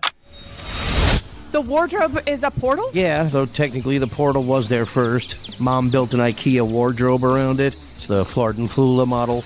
Some of these changes, wow, not sitting good with me. Everything's a little too modern. So let me understand, Zingia was a simpler place, but in the past 12 years it's become Myrtle Beach? I am Azran, king of Zingia, hence retired. Now I rule nothing. I forgot to introduce you to my guest. Bobby? Look, I'm bringing this dump into modern times, and you morons are gonna help me. We're stuck here as his servants unless we find some other way out. I suggest you head to the dreaded dungeons of Chiorotha. He's called the Dark One for a reason. Dread spreads across the land upon his growing shadow, or something. Hello, guests. Greetings. Come in. Come in. Get me home. Open the portal. Get us both home. Me and Melanie. I'm done. You're not going anywhere.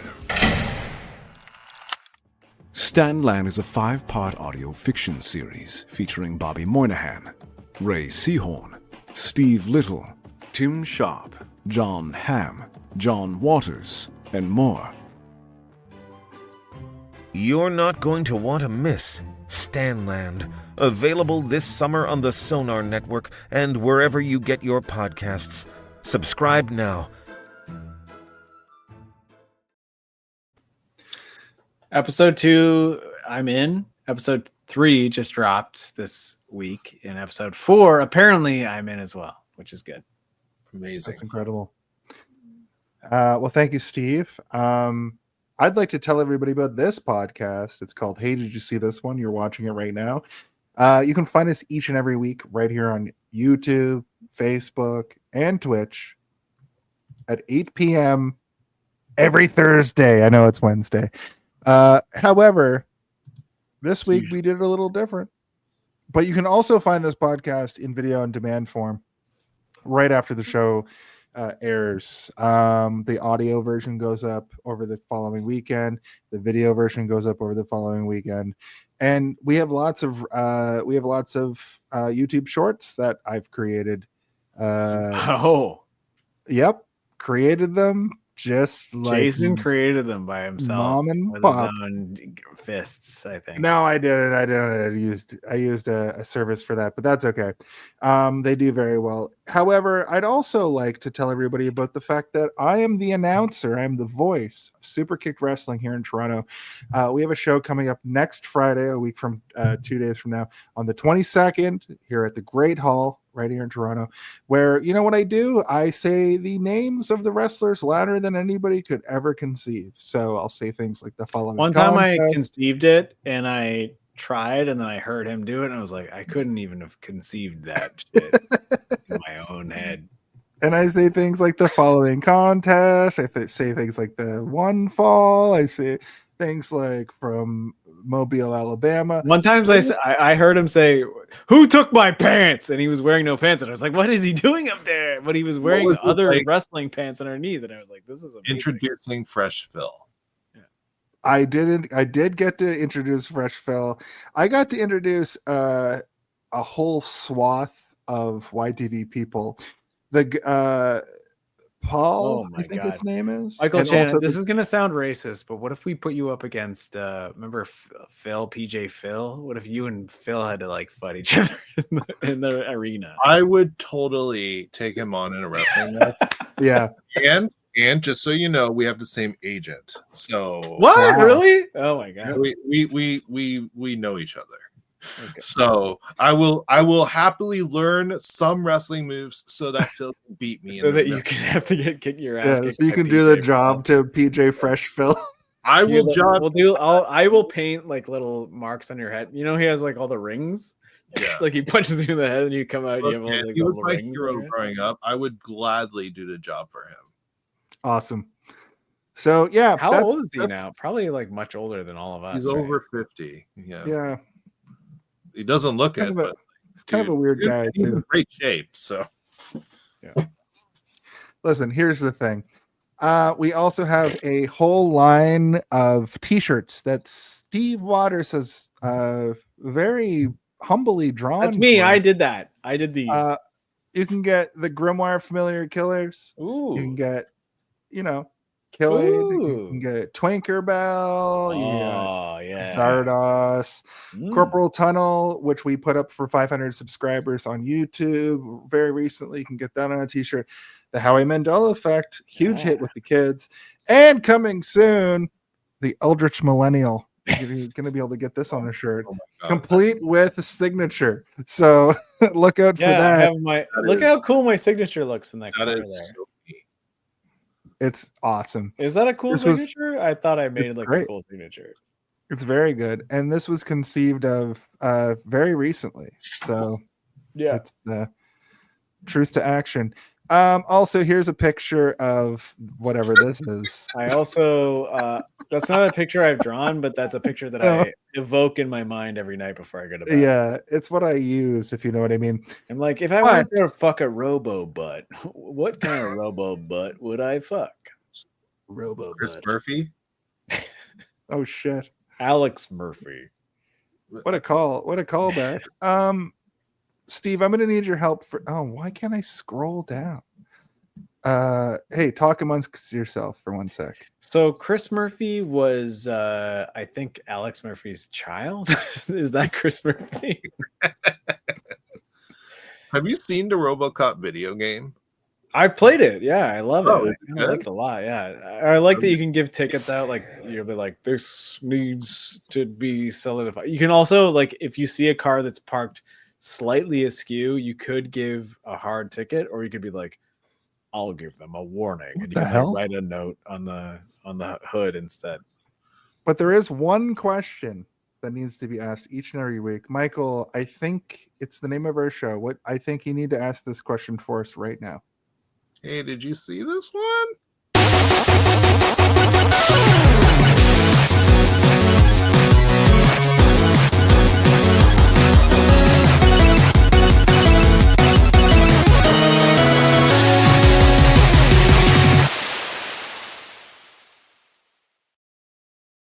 Do you guys like jokes? I think Michael Chan has a joke to tell all of us. Do I? I don't know. Do you? Are we still on the air? Yeah, we're waiting for someone to tell a hilarious joke. I mean, do you want me to tell one that I've told that I think is funny? Yes. Yeah. Absolutely. I saw in the news a guy drove his expensive car into a tree. What a great way to learn how his Mercedes Benz. Beam up some Star Trek content with Live Long and Podcast. Artistic interviews with graphic histories. A roundtable movie discussion with Hey, Did You See This One? And movie reviews with Hold Up, a movie podcast. And take a peek into the darkness with Heard Noise, Must Investigate with Michael Chan. Watch us duke it out on trivial debates. And let's chat about TV with the Super Mater Brothers. It's all here on the United Federation of Podcasts.